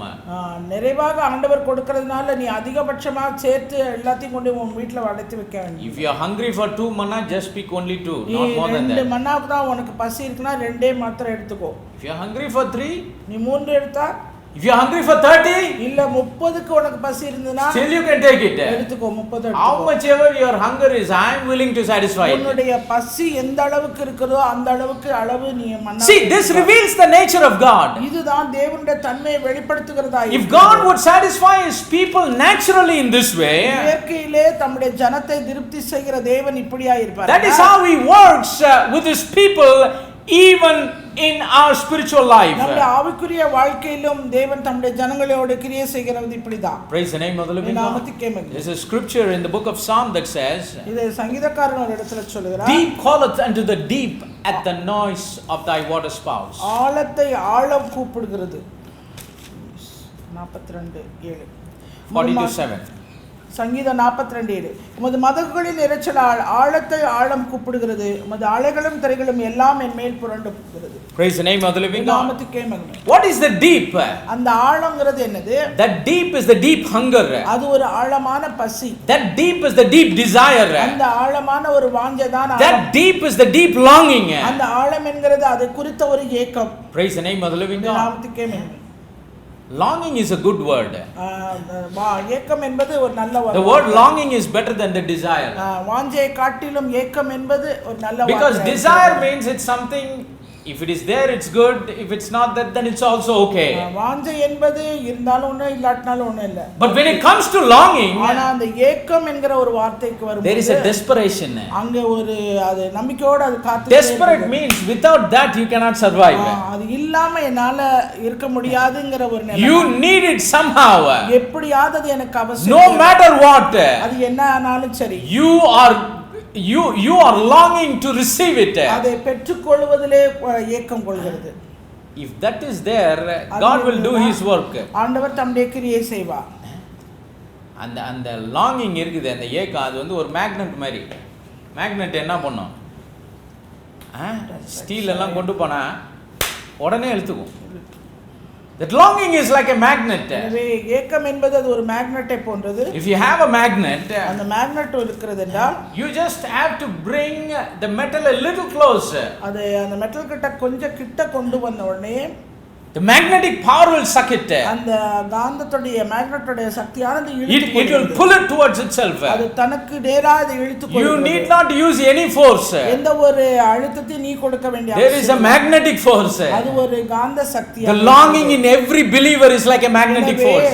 கிறிஸ்துவ விசுவாசி ஒவ்வொருவருக்குள்ளும் இந்த காந்தத்தை போன்றதான ஒரு சக்தி it pulls out of God. அது தேவனை இழுக்கக்கூடிய ஒன்றாக. It draws out of the fountain of life. அந்த ஜீவ ஊற்றிலிருந்து இழுத்து பெற்றுக்கொள்கிற ஒரு காரியம். The deeper the longing is, அந்த ஆழத்திலே அந்த வாஞ்சை அவ்வளவு ஆழமா இருக்கப்பட வேண்டும். He is an inexhaustible fountain of life. அவர் ஜீவ ஊற்று, அவர் என்றும் வற்றாத ஒரு ஊற்று. He is a fountain that never runs dry. ஒரு காலும் வற்றி போகாத ஒரு. The more and more deep your longing is, உங்களுடைய தாகம், அந்த பசி, அந்த வாஞ்சை ஏக்கம் எவ்வளவு the deeper and deeper and deeper your desire and longing is, அந்த உங்களுடைய வாஞ்சையும் ஏக்கமும் எந்த அளவுக்கு ஆழமாய் இருக்கிறதோ the more and more the fountain of life pours himself into you. ஜீவ ஊற்றானது உங்கள் மீது அவ்வளவுக்கு அதிகமாக இது ஊற்றக்கூடியதாக இருக்கும். That is blessing. அதுதான் ஆசீர்வாதம். Peter said, thou art the Christ, the Son of the living God.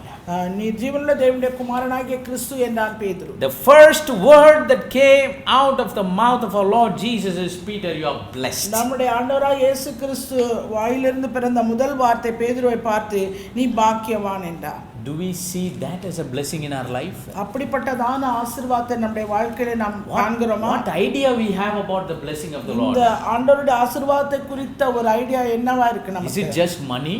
அது ஒரு பணமா? Is it just material wealth? இல்ல பொருளாதார ஆஸ்தியா? That is only an effect. அதெல்லாமே அதனுடைய விளைவுகள். Remember I told you this fan is not an electricity. இந்த fan வந்து ஒரு மின்சாரம் இல்ல. This fan is an effect of electricity. இது அந்த மின்சாரத்துடைய விளைவு தான் இந்த fan. Same way material wealth is not blessing. அதுபோல பொருளாதார ஆசீர்வாதம் நமக்கு ஆசீர்வாதம் அல்ல. It is one of the effects of blessing. அது ஆசீர்வாதங்களின் விளைவுகளிலே ஒன்று. So we God's people, தேவனுடைய ஜனங்களாய் இருக்கிற நாம், the chosen people of God, தேவனாலே தெரிந்து கொள்ளப்பட்டவர்களாகிய நாம், we must have the right understanding about the blessing of the Lord. ஆண்டவருடைய ஆசீர்வாதத்தை குறித்த ஒரு சரியான ஒரு புரிந்துகொள்ளுதல் நமக்கு உண்டாயிருக்க வேண்டும். Knowing him as he is. அவர் இருக்கிற வண்ணமாகவே அவரை அறிந்து கொள்ளுதல். Secondly, இரண்டாவதாக Psalm number 128, 128ஆம் சங்கீதம், and in verse number 1 the scripture says, 1ஆம் வசனம் இவ்விதமாய் சொல்கிறது, blessed is everyone that feareth the Lord, that walketh in his ways. கர்த்தருக்கு பயந்து அவர் வழிகளில் நடக்கிறவன் எவனோ அவன் பாக்கியவான். Praise the name of the living God. நாமத்துக்கே மகிமை. Here it's talking about the fear of the Lord. கர்த்தருக்கு பயப்படுகிற பயத்தை பற்றி சொல்லப்பட்டது. What kind of fear is the fear of the Lord? கர்த்தருக்கு பயப்படுகிற பயம் எப்படிப்பட்டது? There are lots of things in this world that can trigger fear in people's lives. ஜனங்களுடைய வாழ்க்கையில பயத்தை உண்டாக்குவதற்கு अनेक காரியங்கள் இந்த உலகத்திலே உண்டு. So many things trigger fear in the lives of the people. अनेक காரியங்கள் அவர்களுக்கு பயத்தை தூண்டுவதற்கு காரணங்கள். If a thief he sees the policeman, ஒரு திருடன் போலீஸ்காரனை பார்த்துட்டா he fears. அவன் பயப்படுவான். That kind of fear is not the fear of the Lord. அது ஆண்டவருக்கு பயப்படுகிற பயம் அல்ல. The teacher gives a homework and the student doesn't do it. The next day he goes to class and sits looking at the teacher. He fears. Teacher ஸ்டூடெண்ட்க்கு homework கொடுத்து student செய்யாம போனா அந்த டீச்சரை பார்க்கும்போது ஸ்டூடெண்ட்க்கு பயம் வரும். The fear of the Lord is not that kind of a fear. அந்த கர்த்தருக்கு பயப்படுகிற பயம் அப்படிப்பட்ட பயமும் அல்ல. It's a fear of punishment. அது தண்டனைக்காக பயப்படுகிற பயம். Will the teacher give imposition? Teacher imposition எழுத சொல்லிடுவாங்க. Will the police catch me and put me in the lockup? திருடன் நினைப்பா போலீஸ் என்ன பிடிச்சு ஜெயில்ல போட்டுருவாரோ. It's a lockup fear. அது அந்த விதமான ஒரு பயம். But what kind of fear is the fear of the Lord? ஆனா கர்த்தருக்கு பயப்படுகிற பயம் எப்படிப்பட்டதா? It's not the kind of fear where you have to tremble and shake. நீங்க பயந்து நடுங்குகிற ஒரு பயம் அல்ல அது. Where you jerk your knees. உங்களுடைய முழங்கால்கள் ஒன்றோடு ஒன்று மோதிக்கொள்ளுகிற நடுக்கம் அல்ல. And be scared of him. இல்ல அதை குறித்த ஒரு பயம். Whether he will judge you. யார் உங்களை நியாயத்தீர்ப்பாங்களோ. Whether he will pull your eyes. உங்க கண்ணை புடிங்கிடுவாரோ. Lot of people they have that kind of fear with God. ஆண்டவரோட இருக்கிற பயம் சிலருக்கு அப்படியே இருக்கு. They don't understand this Christian life is based on agape love. They run their whole life on fear. கிறிஸ்தவ வாழ்க்கை என்பது தெய்வீக அன்பினாலே நடத்தப்படுகிற ஒரு வாழ்க்கை. அதுக்கு பயம் என்கிற காரியத்துக்கு அங்க இடம் கிடையாது. Why are you reading Bible? ஏன் நீங்க பைபிள் வேதம் வாசிக்கிறீங்க? If I don't read the Bible, maybe some stomach upset will come in the evening. இப்ப நான் வேதம் படிக்காம போனேன்னா சாயங்காலத்துல எனக்கு ஸ்டமக் அப்செட் ஆகும். இது பேர் வைத்தவலி வேத வாசிப்பு.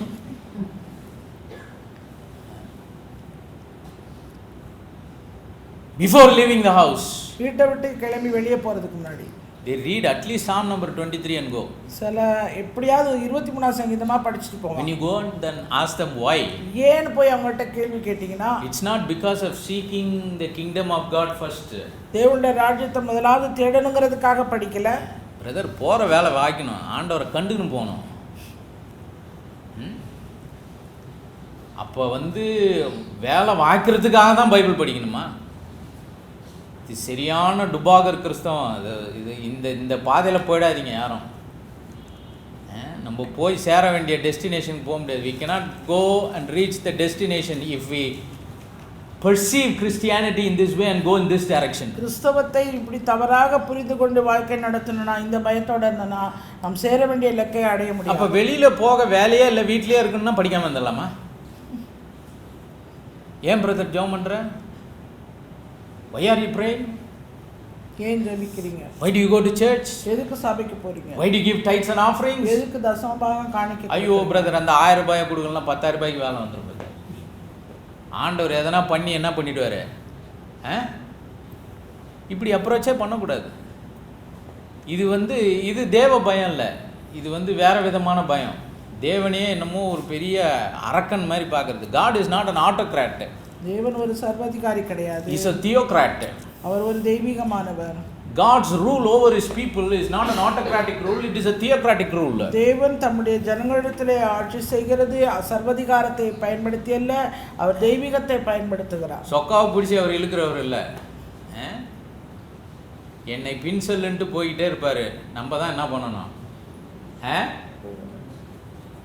What did he tell the disciples? சீஷர்களிடத்திலே ஆண்டவர் சொன்னது என்ன? Did he grab them by the collar and drag them to follow him? கழுத்தை சட்டையை பிடிச்சி இழுத்துட்டு வாங்கன்னு சொன்னாரா? They were washing their nets. அவங்க தங்களுடைய வலைகளை கழுவி கொண்டிருந்தார்கள். He just went close to them and he said, follow me, and he went. அவங்க கிட்டக்க போய் என்னை பின்பற்றி வாங்கன்னு சொல்லிட்டு போயிட்டாரு. When he turned back, they were following him. திரும்பி பார்த்தா அவங்க பின்னாடி வந்துட்டாங்க. That's how the chosen sheep of God is. தேவனாலே தெரிந்தெடுக்கப்பட்ட ஆடுகள் அப்படித்தான். My sheep hear my voice and I know that they follow me. ஆடுகள் என் சத்தத்துக்கு செவி கொடுக்கிறது, அவைகள் எனக்கு பின் செல்கிறது, அவைகளை நான் அறிவேன். He is not turning every now and then and checking whether we are following him or not. அவர் பின்பற்றி வருகிறதா அவர் திரும்பி பார்க்கிறது கிடையாது. So what then is the fear of God? அப்ப தேவனுக்கு பயப்படுகிற பயம் என்றால் என்ன?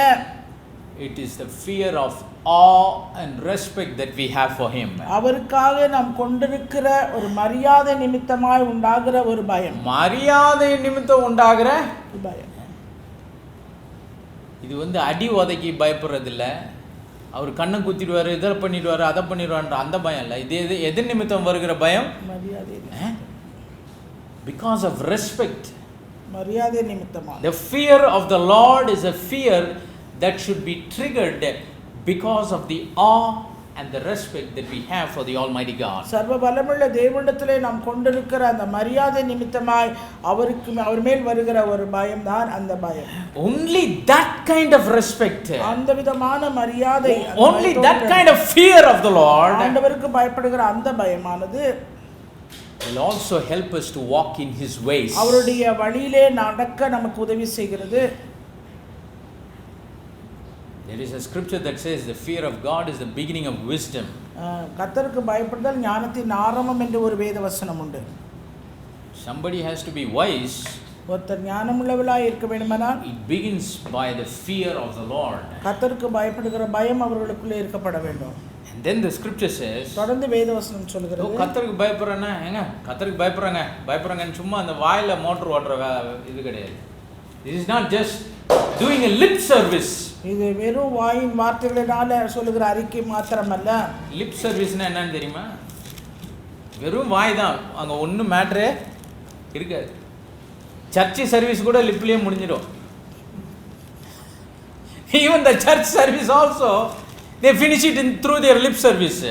சபை ஆராதனை கூட வாயின் வார்த்தைகளிலே பண்ணி முடியும். Here the scripture says, வேத வசனம் சொல்கிறது, blessed is everyone that feareth the Lord, that walketh in his ways. கர்த்தருக்கு பயந்து அவர் வழிகளில் நடக்கிறவன் எவனோ அவன் பாக்கியவான். So the fear of the Lord and walking in his ways, they are together. எனவே கர்த்தருக்கு பயப்படுதல் அவர் வழிகளில் நடக்குதல் இரண்டும் ஒன்றாக இணைந்து, they go together.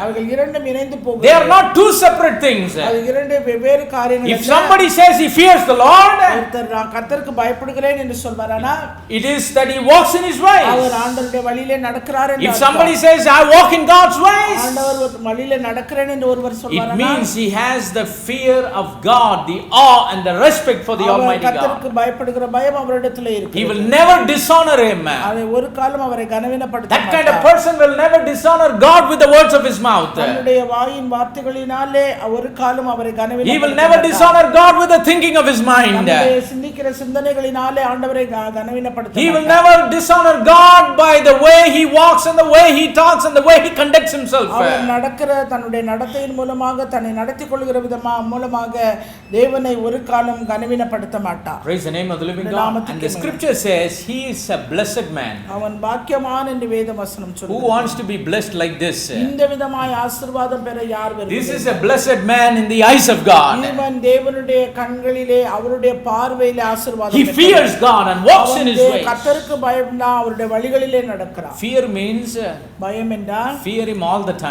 எல்லா நேரமும் அந்த பயம் இருக்கு. Not only fear him when we come together as a body, as a church. அவருடைய சபையாய சரீரமாய் நாம் கூடி வரும்போது மாத்திரம் பயந்தா போதாது. The fear of God is not something that we only show externally.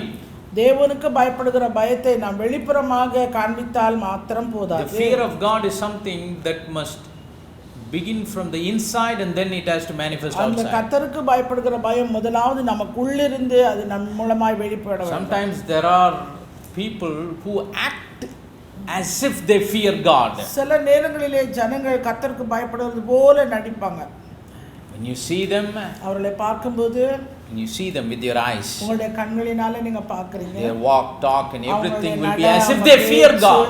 எல்லாவற்றையும் பார்க்கும்போது அவங்க ஆண்டவருக்கு பயப்படுறாங்க. When they worship, you can say they fear God. ஆண்டவரை அவர்கள் ஆராதிக்கும்போது பாத்தீங்கன்னா அவங்க பயப்படுறாங்க. When they respond to the word of God, it looks like they fear God. தேவனுடைய வார்த்தை அவர்கள் கேட்கும்போது அதுக்கு பதிலாக அவர்கள் செய்கிற காரியம் எல்லாம் அவர்கள் ஆண்டவருக்கு பயப்படுகிறது போல இருக்கும். But it doesn't matter how we are when we have other people with us. ஆனா நம் மற்றவர்களோடு இருக்கும்போது நம்முடைய காரியம் எப்படி இருக்கிறது? The real test for the fear of God is when we are alone. தனியா இருக்கும்போது தான் நம்ம கர்த்தருக்கு பயப்படுகிற பயத்தை பற்றிய ஒரு சோதனை நமக்கு.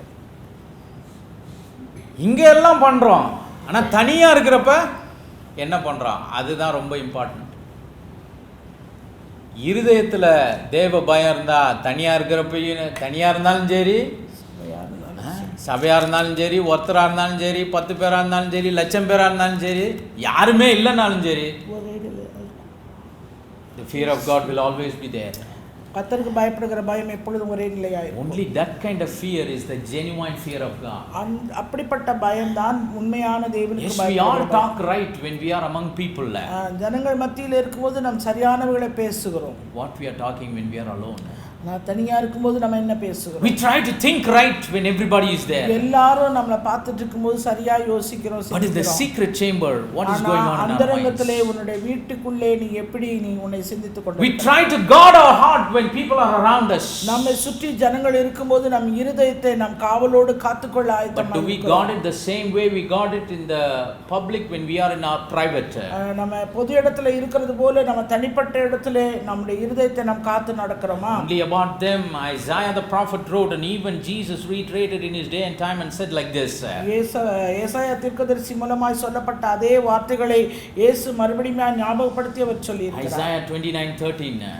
ஏசாயா தீர்க்கதரிசன புத்தகம் 29:13. Wherefore the Lord said, for as much as this people draw near me with their mouth, but with their lips do honor me, like I told you, the lip service. But I have removed their heart far from me, and their fear toward me is taught by the precept of men. இந்த ஜனங்கள் தங்கள் வாயினால் என்னிடத்தில் சேர்ந்து தங்கள் உதடுகளினால் என்னை கனம் பண்ணுகிறார்கள். அவர்கள் இருதயமோ எனக்கு தூரமாய் விலகி இருக்கிறது. அவர்கள் எனக்கு பயப்படுகிற பயம் மனுஷராலே போதிக்கப்பட்ட கற்பனையாய் இருக்கிறது. It's a fear that is taught by men. அது மனுஷரால போதிக்கப்பட்ட ஒரு கற்பனை. Fear that is taught by men is everything that is not godly fear. அந்த அப்படி போதிக்கப்பட்ட அந்த பயம் வந்து எல்லாமே கர்த்தருக்கு பயப்படுகிற பயம். மனுஷரால் போதிக்கப்படுகிற பயம் கர்த்தருடைய பயம் இல்லாத மற்ற எல்லா பயமும் எதுதான்? மனுஷரால் போதிக்கப்படுகிற பயம்.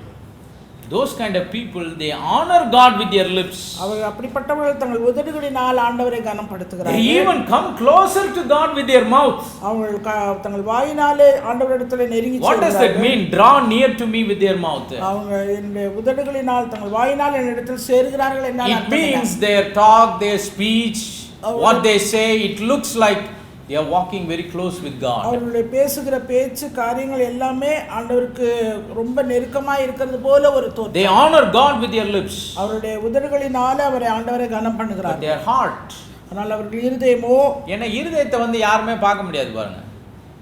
Heart cannot be seen by anyone. இருதயம் எவராலும் பார்க்க கூடாது. Even if you go and take a scan, it will only show the heart that pumps the blood, but the real spirit man, nobody can see it.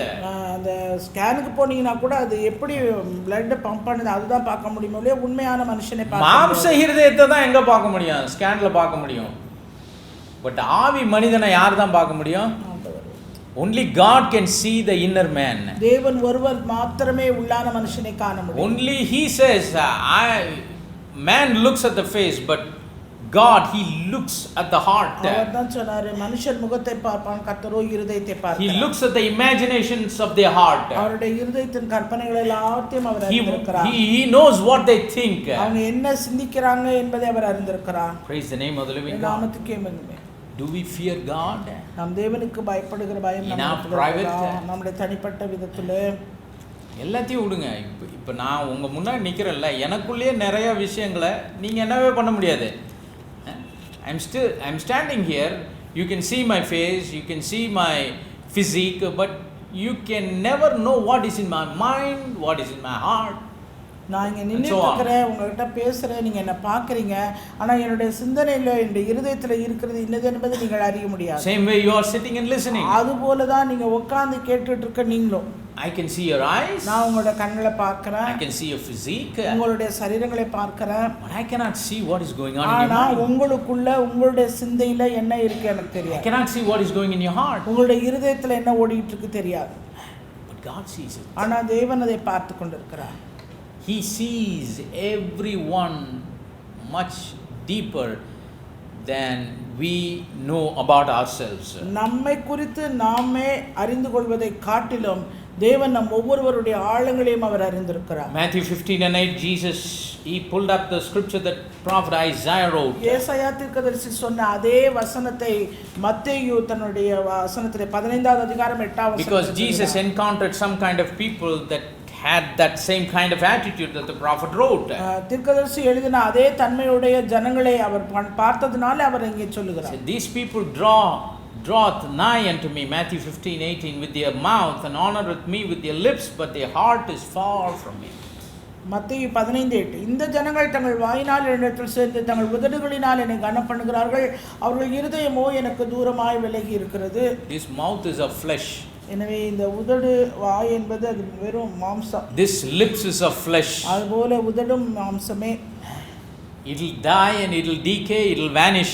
அது மரித்ததானால் அழிந்து போகும், ஒன்றுமில்லாமல் போய்விடும். With flesh we cannot come close எனவே மாம்சத்தோடு to a God who is a spirit. ஆவியாய் இருக்கிற தேவனிடத்திலே நாம் சேர முடியாது. But only with our heart we can draw near to him. இருதயத்தின் மூலமாய் தான் அவரிடத்திலே நாம் கிட்டி நெருங்கி சேர முடியும். But we can manifest it through our mouth. It should come from the heart. அது இருதயத்திலிருந்து வாயினாலே அது வெளிப்பட வேண்டும், அறிக்கையிடப்பட வேண்டும். When David sinned in his life, தாவீது தன்னுடைய வாழ்க்கையிலே அவன் பாவம் செய்தபோது he sang and he said in Psalm 51, create in me a clean heart, O God. தேவனே சுத்த இருதயத்தை என்னிலே சிருஷ்டியும் என்று சொல்லி அவன் தன் வாழ்க்கையிலே Because the public life that David lived, அவன் வாழ்ந்த அந்த பொதுவான அந்த வாழ்க்கையிலே it was perfect. அது ரொம்ப பூரணமா இருந்துச்சு. It was almost close to perfect. அது பார்ப்பதற்கு பரிபூர்ணமுள்ள ஒன்றாய் நிற்கும். Almost he had success in all of his endeavors in the kingdom. அந்த ராஜாங்கத்தில் அவன் இருந்த வரைக்கும் எல்லாமே ஒரு ஜெயமுள்ள ஒன்றாய் He started his career as a shepherd boy and later he sat on the throne. He was successful in everything that he did. அவன் தன்னுடைய வாழ்க்கையிலே மேய்ப்பனாய் வாழ்க்கை ஆரம்பித்து இதிலே அவன் ராஜாவான பின்பும் காரியங்கள் எல்லாம் அவனுக்கு ஜெயம். David fought many battles and he won the victory. தாவீது अनेक போர்களை செய்தான், அதிலே ஜெயம் பெற்றான். As a little boy he fought against the giant Goliath and found victory. அவன் சிறு பையனாய் இருந்தபோதே கோலியாத்துக்கு விரோதமாய் போருக்கு சென்று அவனை ஜெயித்தான். He had name and fame more than Saul among the people. சாலமோனை காட்டிலும் ஜனங்களை காட்டிலும் அதிகமான ஒரு புகழ்ச்சியும் பேரையும் பெற்றவன். But what happened? ஆனால் நடந்தது என்ன? When he was walking in the roof in his chamber, அவன் தன்னுடைய அரண்மனையின் உப்பரிகையிலே உலாவிக் கொண்டிருந்த போது in the private, தனிப்பட்ட விதத்திலே he was looking at a woman washing herself. தன்னை ஸ்நானம் பண்ணி கொண்டிருந்த ஒரு ஸ்திரீயை அவன் கண்டான். Why? ஏன்? Because nobody was looking at him. அந்த நேரம் அவனை யாருமே பார்க்கல. He thought he was alone. அவன் நினைச்சான் தான் மட்டும் தனியா. Even that woman was not looking at him. அந்த பார்க்கிற பொம்பளையும் தன்னை பார்க்கல. Even if she knows, she wouldn't have the boldness to ask question the king. அப்படியே ராஜா தன்னை பார்த்துட்டாரேன்னு சொன்னா கூட ராஜா பார்த்தாரேன்னு சொல்லி ஏன் பார்க்கறன்னு கேட்கறதுக்கு கட்ஸ் கிடையாது. He committed sin with that woman. அந்த ஸ்திரீயோட அவர் பாவம் பண்ணினா. He planned something that was naturally happening to kill the husband of that woman. அந்த ஸ்திரீயோடைய புருஷனை இயற்கையாவே அவன் மரணம் அடைகிற மாதிரி பிளான் பண்ணி கொன்னுட்டான். Willingly, wantedly, he put that man in the front of the battle so that he will die and he can take this woman. மனப்பூர்வமாய் வேண்டுமென்றே முன்னிலே அந்த போர்ல நிறுத்தி அவனை கொலை செய்யும்படியாய் அவன் கையிலே கொடுத்தனுச்சான். Why? ஏன்? Among everyone, எல்லாருக்கும் மத்தியிலே he was all right. அவன் சரியானவனாய் இருந்தான். He was perfect, almost close to perfect. அவன் பூரண நிலைமைக்கு நெருக்கமாய் இருந்தான். When he was alone, ஆனா தனிப்படும் இருக்கும்போது, he fell. அவன் தோற்று போனான். That's why God sent his prophet. அப்போதுதான் தேவன் தம்முடைய தீர்க்கதரிசியை He அனுப்பினார். said, hey Nathan, you go and tell what this guy has done. இந்த செஞ்சது என்னன்னு போய் அவனுக்கு உணர்த்து என்று சொல்லி. He thinks nobody saw him. யாருமே பார்க்கல. But go and tell him that I saw it. நீ போய் சொல்லு நான் அவனை பார்த்தேன்னு. Praise the name of the living God. Then he sings this song. அப்பதான் இந்த சங்கீதத்தை அவன் எழுதினான் பாடினான். Create in me a clean heart, O God. தேவனே சுத்த இருதயத்தை என்னிலே சிருஷ்டியும். I am very talented in writing songs. நான் சங்கீதம் எழுதுறதுல ரொம்ப தேர்மையானவன். I am very good in singing songs to the Lord. ஆண்டவருக்கென்று பாட்டுகளை பாடுவதிலே நான் very talented in fighting the battles. போர்களை நின்று ஜெயிக்கிறதுக்குரிய planning strategies to administer in your kingdom. இந்த ராஜ்யத்திலே தந்திரங்களை கடைபிடித்து காரியங்களை செய்கிறதுல நான் தாளந்து பெற்றவன். when I am alone, ஆனா தனிப்பட்ட விதத்திலே நான் இருக்கும்போது my heart, என்னுடைய இருதயம், it's getting away from you. உங்களை விட்டு தூரமாய் இருக்கிறது.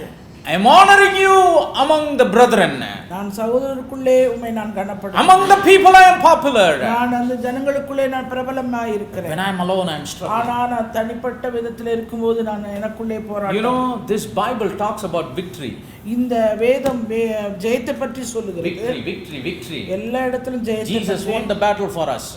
இயேசு நமக்காக ஒரு யுத்தங்களை even to the 7 messages that the Lord gave to the 7 messengers of the 7 churches. வெளிப்படுத்துற விசேஷத்துல 7 சபைகளுக்கும் 7 தூதர்கள் மூலமாய் சொல்லப்பட்ட அந்த செய்தியிலும் கூட the Lord said, he that overcometh. Jayam கொள்ளுகிறவனேவனோ, he that overcometh. Jayam கொள்ளுகிறவனேவனோ, he that overcometh. ஜெயம் கொள்ளுகிறவனேவனோ. இதுல இந்த he ன்றது ரொம்ப important. The word he is very important. ஜெயம் கொள்ளுகிறவன் அந்த வார்த்தை மிக முக்கியம். The Lord is not expecting us a mass victory, corporate victory. பொதுவா எல்லாரும் சேர்ந்து அடைகிற வெற்றியை அவர் சொல்லல. இந்த கூட்டு சேர்ந்து பண்ற ஜெயத்தை பத்தி அங்க பேசல. he that overcometh means தனி ஆள் பத்தி பேசுறாருங்க. If God would have said she that overcometh, our people would say, oh, he is talking about the bride of Christ. அந்த இடத்துல ஷீன் வந்திருந்ததுன்னா ஜெயம் கொள்ளுகிறவள் எவ்வளோ என்று இருந்ததுன்னா உடனே மனவாட்டியை பேசி. Yes, he is talking about the bride of Christ, but to every he in the bride of Christ, he is saying every individual must overcome. அந்த எவனோ என்று சொல்லப்படுகிற அந்த வார்த்தை மிகவும் முக்கியம். ஒவ்வொரு தனிப்பட்ட ஆத்துமாவும் அந்த இடத்துல ஜெயம் கொள்ள வேண்டும். Praise the name of the living God. The true victory. Do you know what is a genuine victory for our life? நம்முடைய வாழ்க்கையின் உண்மையான ஜெயம் எது என்று தெரியுமா? Whenever you overcome in your private, that is the genuine victory. உங்களுடைய தனிப்பட்ட வாழ்க்கையில எப்பெல்லாம் உங்களை காரியங்களை மேற்கொள்கிறீர்களோ அதுதான் உங்களுக்கு கிடைக்கிற வெற்றி. Nobody is watching us. அதை யாருமே பார்க்க முடியாது. When nobody is seeing us. அதை யாருமே காண முடியாது. In our mind, in our heart. நம்முடைய இதயத்திலே, நம்முடைய சிந்தையிலே. When we are alone, all by ourselves. நாம் தனிப்பட இருக்கும்போது நம்முடைய சகல காரியங்களும். When we overcome. நாம் மேற்கொள்ளும்போது. Then we are real victors. நாம் உண்மையாகவே ஜெயம் கொள்கிறவர்கள்.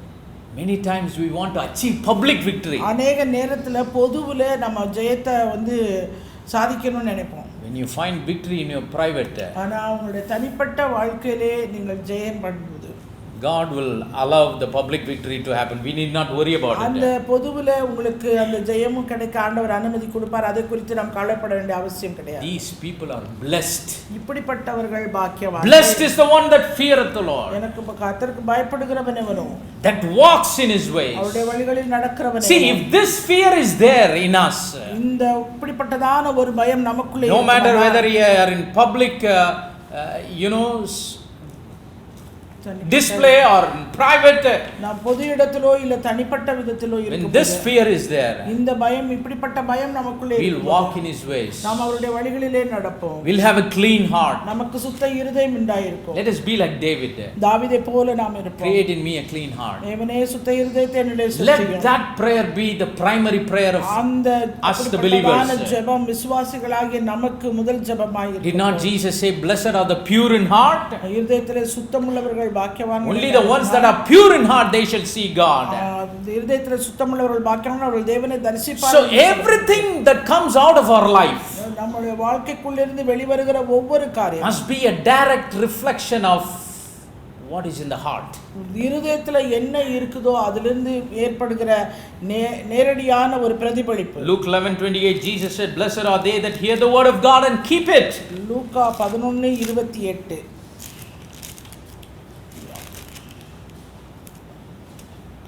அப்படியானாலும் தேவனுடைய வார்த்தையை கேட்டு அதை காத்துக்கொள்ளுகிறவர்களே அதிக பாக்கியவான்கள். The fear of the Lord, walking in His ways. கர்த்தருக்கு பயந்து அவர் வழிகளில் நடக்கிறவர்கள். It will cause us to hear His word and keep it. அது அவர் எதற்கு செய்யும்படியா தூண்டுதுன்னா அவருடைய வார்த்தையை கேட்கவே அதை காத்துக்கொள்ள. God spoke about the blessed man in Matthew 5. மத்தேயு 5வது அதிகாரத்திலே ஆசீர்வாதம் உள்ளவர்களை பற்றி ஆண்டவர் பேசுகிறார். Blessed are they, blessed is he, blessed are they, blessed is he. ஆசீர்வதிக்கப்பட்டவர்கள் பாக்கியவான்கள் பாக்கியவான்கள் பாக்கியவான்கள். Every blessing that the Lord said is encapsulated in this.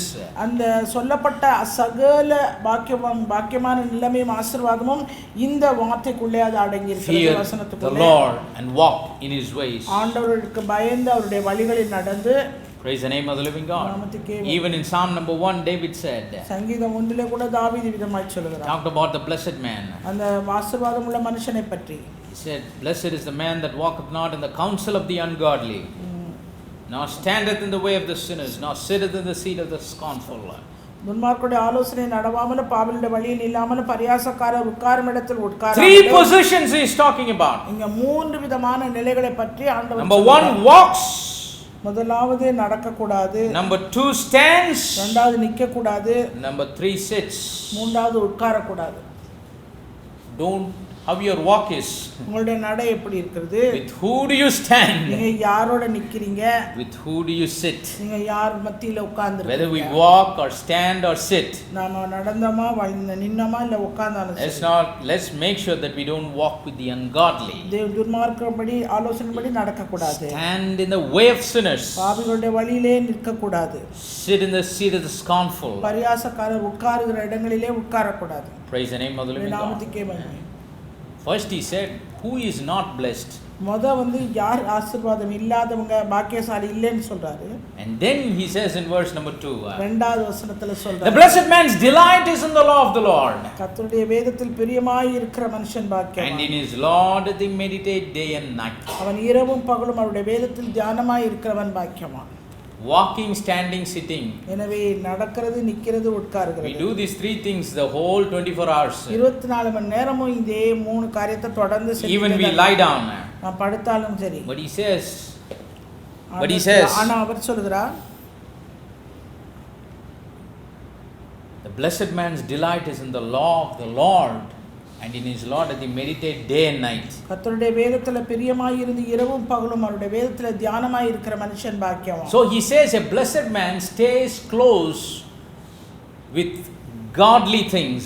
எனவே ஆசீர்வாதம் உள்ளவன் பாக்கியசாலி, தேவனிடத்திலே அவன் மிகவும் நெருக்கம் உள்ளவனாய் இருப்பான். See, when we are tied with him day and night, இரவும் பகலோடு அவரோடு கூட நாம் இணைக்கப்பட்டு, when we delight in him day and night, இரவும் பகலும் அவரிலே மகிழ்ச்சியாய் பிரியமாய் when we meditate on his law day and night, அவருடைய வேதத்துல நாம் தியானமாய் இருந்தோமானால் இரவும் we பகலும் won't be walking with the counsel of the ungodly, but we'll be walking with the counsel of the godly. துன்மார்க்கருடைய ஆலோசனையின்படி நடக்க மாட்டோம், தேவனுடைய ஆலோசனையின்படியா நான் நடப்போம். We will not stand in the way of the sinners, but we will stand in the way of the righteous. நாம் பாவிகளுடைய வழியிலே நிற்க மாட்டோம், நீதிமான்களுடைய வழியிலே நிற்போம். We'll be sitting with good people. நல்லவர்களோடு நாம் உட்கார்ந்திருப்போம். The good people that God deems them to be good. தேவன் நல்லவர்கள் என்று சொன்ன அப்படிப்பட்ட நல்லவர்களோடு நாம் உட்கார்ந்திருப்போம். Then in verse number 3 he says, and he shall be like a tree planted by the rivers of water. மூன்றாவது வசனம், நீர்க்கால்களின் ஓரமாய் நடப்பட்டு தன் காலத்தில் தன் கனியை தந்து.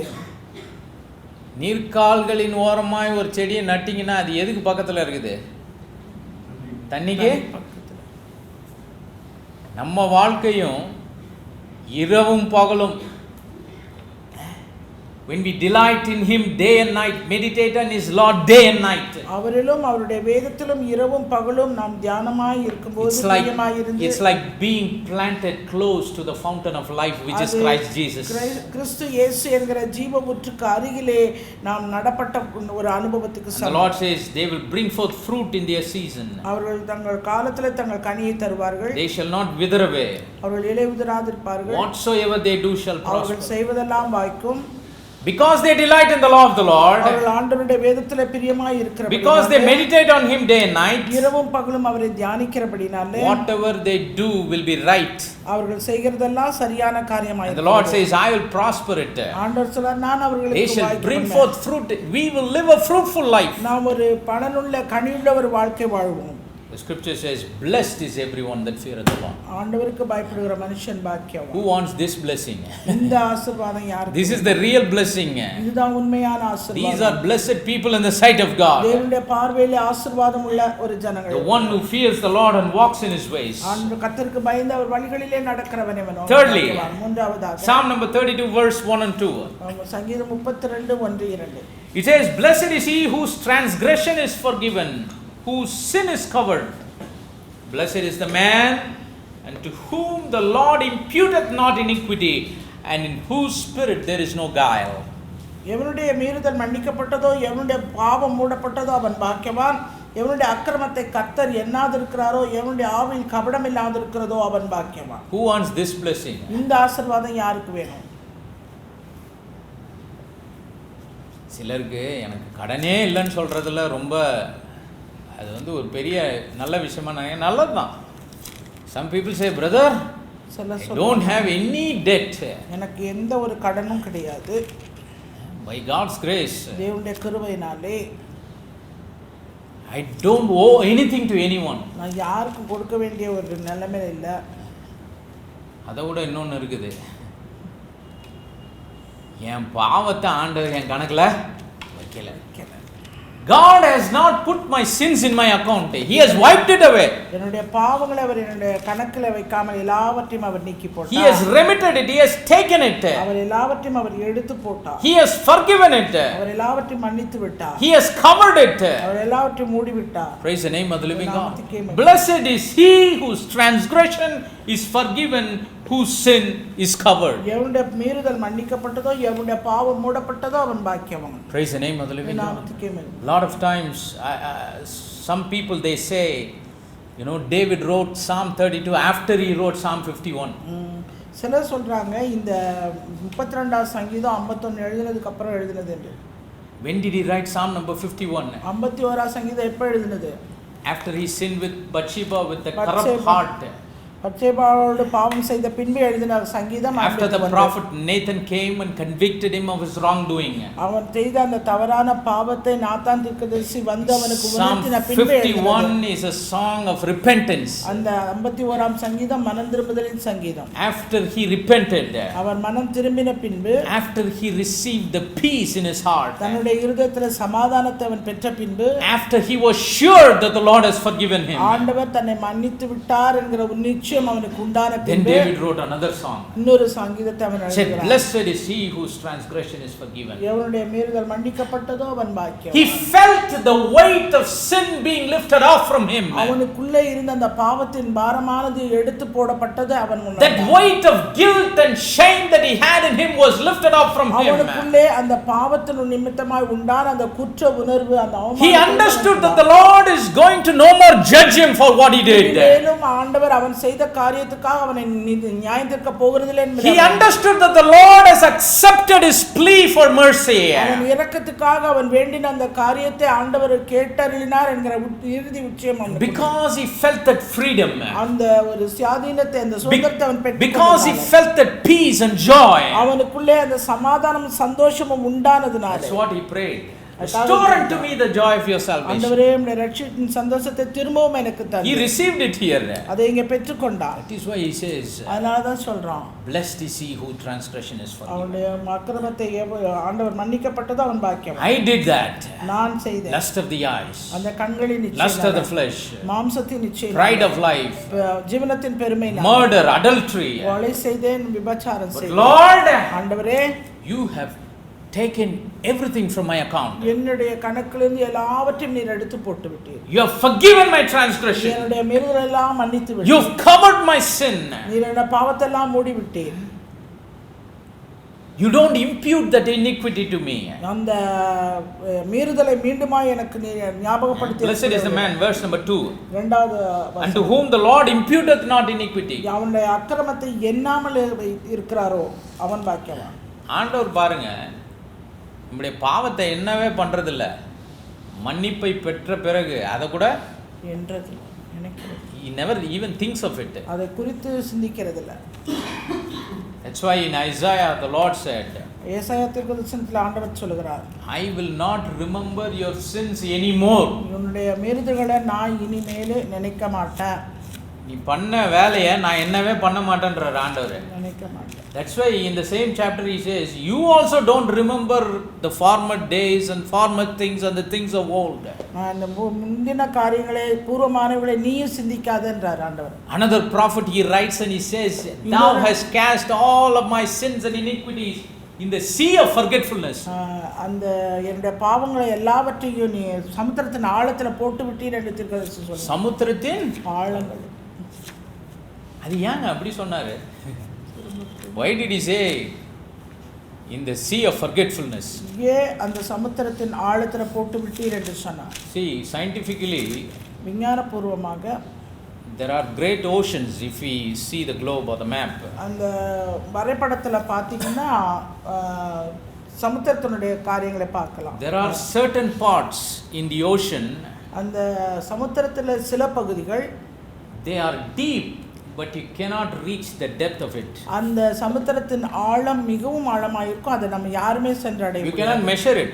அதை நீங்க அளவிடவும் முடியாது. It will keep on going. அது போய் கொண்டே இருக்கும். அந்த ஆழம் thousands of kilometers it will be going. அநேக 1000 கிலோமீட்டர்கள் கடந்து போய் கொண்டே There are some parts that has got depth in Pacific Ocean and so also in சில other சமுத்திரங்களிலே parts of மட்டும் the ஒரு seas. குறிப்பிட்ட ஆழம் வரைக்கும் போகிறதுக்குரிய வாய்ப்பு உண்டு. அத எவ்வளோ பெரிய sea diver என்ன பண்ண முடியாது. No matter how great the sea diver or how professional and experienced he cannot reach the depth of it. சமுத்திரத்தின் ஆழத்துக்குள்ளே இறங்கக்கூடிய பயிற்சி பெற்றவர்கள், பலசாலிகள், திறமை பெற்றவர்கள் கூட அந்த ஆழத்தை கண்டு அடைய முடியாது. இல்லை நான் போகிறேன் அட்வென்ச்சராக போனார்னா அவர் அவ்வளோதான், அதோட போயிடுவார். அவருக்கு தனியாக குழியெலாம் எடுக்க வேணாம். அவர் குழி அவரே என்ன பண்ணிக்கிட்டாரு, எடுத்துக்கிட்டாரு. If he says no, I will find the depth of it, நான் அந்த சமுத்திரத்தின் ஆழத்தை அடைவேன் என்று ஒருவர் போவாரானால் அவருக்கு குழி. It means he has already dug his own pit.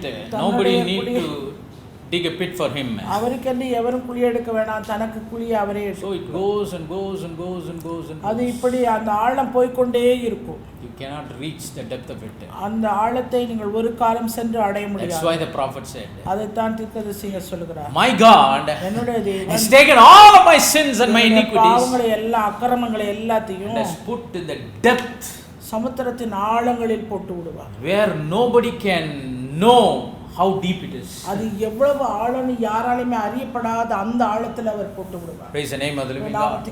See, like the atmosphere has layers. எப்படி இந்த சுற்றுச்சூழல்ல ஒவ்வொரு பகுதி இருக்குது ஆகாயத்துல, வளிமண்டலமா, சயின்ஸ்ல என்னமோ சொல்லுவாங்களே, sphere, troposphere, stratosphere, ionosphere, exosphere. பிளேன்லாம் பறக்குது, அடுக்கு, வளிமண்டலம், அதெல்லாம் காற்று மண்டலம். காற்று மண்டலத்துல அடுக்கு, லேயர். ஸ்பேஸ் கிராஃப்ட்னு இருக்குது. அது காற்று மண்டலத்தையும் தாண்டி எதில் போகிறது? ஏரோப்ளைன் ஸ்பேஸ் எல்லாம் ஓடாது, அது காற்று மண்டலத்தான். An aeroplane can only fly where the atmosphere is, air is. காற்று மண்டலம் எங்க இருக்குதோ அந்த இடத்துல தான் விமானம் பறக்கும். But beyond air there is space where only spacecrafts can go. ஆனா இந்த காற்று மண்டலத்தையும் தாண்டி அந்த ஸ்பேஸ் கிராஃப்ட் போகும். So even the atmosphere has been layered. இப்படியாக அந்த வளிமண்டலம் ஆகாயமானது ஒவ்வொரு அடுக்கடுக்காக உள்ளது. Even the aircrafts they have a ceiling, more than that they cannot fly, maybe 55,000-60,000. 60,000 50,000 அந்த அளவு உயரத்துக்கு பிளேன் எல்லாம் பறக்கும். Beyond that only spacecrafts can go. அதுக்கும் மேல ஸ்பேஸ் கிராஃப்ட் தான் போகும். So they have layered the atmosphere. இப்படி அந்த மண்டலங்கள் எல்லாம் அடுக்காக அவர்கள் பிரித்திருக்கிறார்கள். In the same way, அதுபோல even the oceans have been layered. அந்த சமுத்திரங்களும் கூட அடுக்கடுக்காக உள்ளது. The first layer is the sunlight layer. முதல் இது sunlight layer என்று சொல்வாங்க, சூரிய வெளிச்ச அடுக்கு. Which means அப்படினா When you are in that layer in the sea, அந்த சமுத்திரத்துல அந்த சன்லைட் லேயர்ல நீங்க இருந்தீங்கன்னா you can see. உங்களால பார்க்க முடியும். You can see the sunlight. அந்த சூரிய வெளிச்சத்தை உங்களால You காண can முடியும். see the fishes swimming and going everywhere. அது அந்த மீன் நீந்துறது எல்லாத்தையுமே உங்களால You can see everything under the water. அந்த தண்ணீருக்கு அடியிலே நடக்கிற காரியங்கள் எல்லாம் After the sunlight layer, அந்த சூரிய வெளிச்ச அடுக்குக்கு அடுத்தது there is something called twilight layer. Twilight layer என்னன்னு சொல்லுவாங்க. தமிழ்ல எப்படி சொல்லுவாங்க? மங்குகிற மங்கு வெளிச்ச அடுக்கு. லேயர்னா அடுக்கு தானே? லேயர் அடுக்கு. மங்குகிற அடுக்கு. மங்குகிற அடுக்குனா மங்குகிற வெளிச்ச அடுக்கு. Twilight means ட்வைலைட்னா after the sunlight layer, அந்த சூரிய வெளிச்ச அடுக்குக்கு கீழாக the light will begin to dim. அந்த வெளிச்சமானது மங்குகிற ஒரு நிலை. And at the end of the twilight layer, it becomes completely dark. அந்த மங்குன வெளிச்ச அடுக்குல முடிவுல பாத்தீங்கன்னா மொத்தமும் இருளாதான். So where the dimness of light is there, from bright to fully dark, அந்த மங்குன வெளிச்ச அடுக்கு வந்து மங்கி ஆரம்பிச்சு அப்படியே அது இருள முடியும் போது நல்ல வெளிச்சமா ஆரம்பிச்சு கடைசியில எங்க முடியுது? இருள. எவ்வளவுதான் நம்ம டார்ச் லைட் அடிச்சாலும் எத்தனை அடிக்கு தான் போவோம்? ஒரு 5 அடி இருக்குமா? அதுக்கு மேல என்னதான் தெரியும்? அதுக்கு பின்னாடி பார்க்கணும்னா நம்ம தான் முன்னாடி போகணும் லைட் எடுத்துட்டு. But after the twilight layer, there is மங்குன வெளிச்ச அடுக்குக்கு அடுத்தபடியாக they call that layer as the midnight layer. மத்திய இரவு அடுக்கு. கரும் இருட்டு. கரும். Midnight layer means pitch black, dark. கருப்பான இருள். அந்த ஆழத்துல கடல்ல போய்ட்டா 24 hours இப்படி தான் இருக்கும். காரிருள் தான். ஆழமான வெளியில பயங்கரமா வெளிச்சம் அடிக்கும். ஆனா கீழ அந்த midnight layerல, if you go to that midnight layer, even though it is day outside the water, you can't see anything. It's pitch black. வெளியே பகலா இருந்தாலும் midnight layerல போனீங்கன்னா அது இருளாதா இருக்கும். It'll just look like as if you close your eyes tightly. அது உங்க கண்ணை நீங்க இருக்க முடினா எப்படி இருட்டா இருக்கும் அது போல இருக்கும். Even if something is there so close to you, you cannot see. உங்களுக்கு கிட்ட ஏதோ அருகில இருந்தா கூட உங்களால பார்க்க முடியாது. Now we understand why the prophet wrote.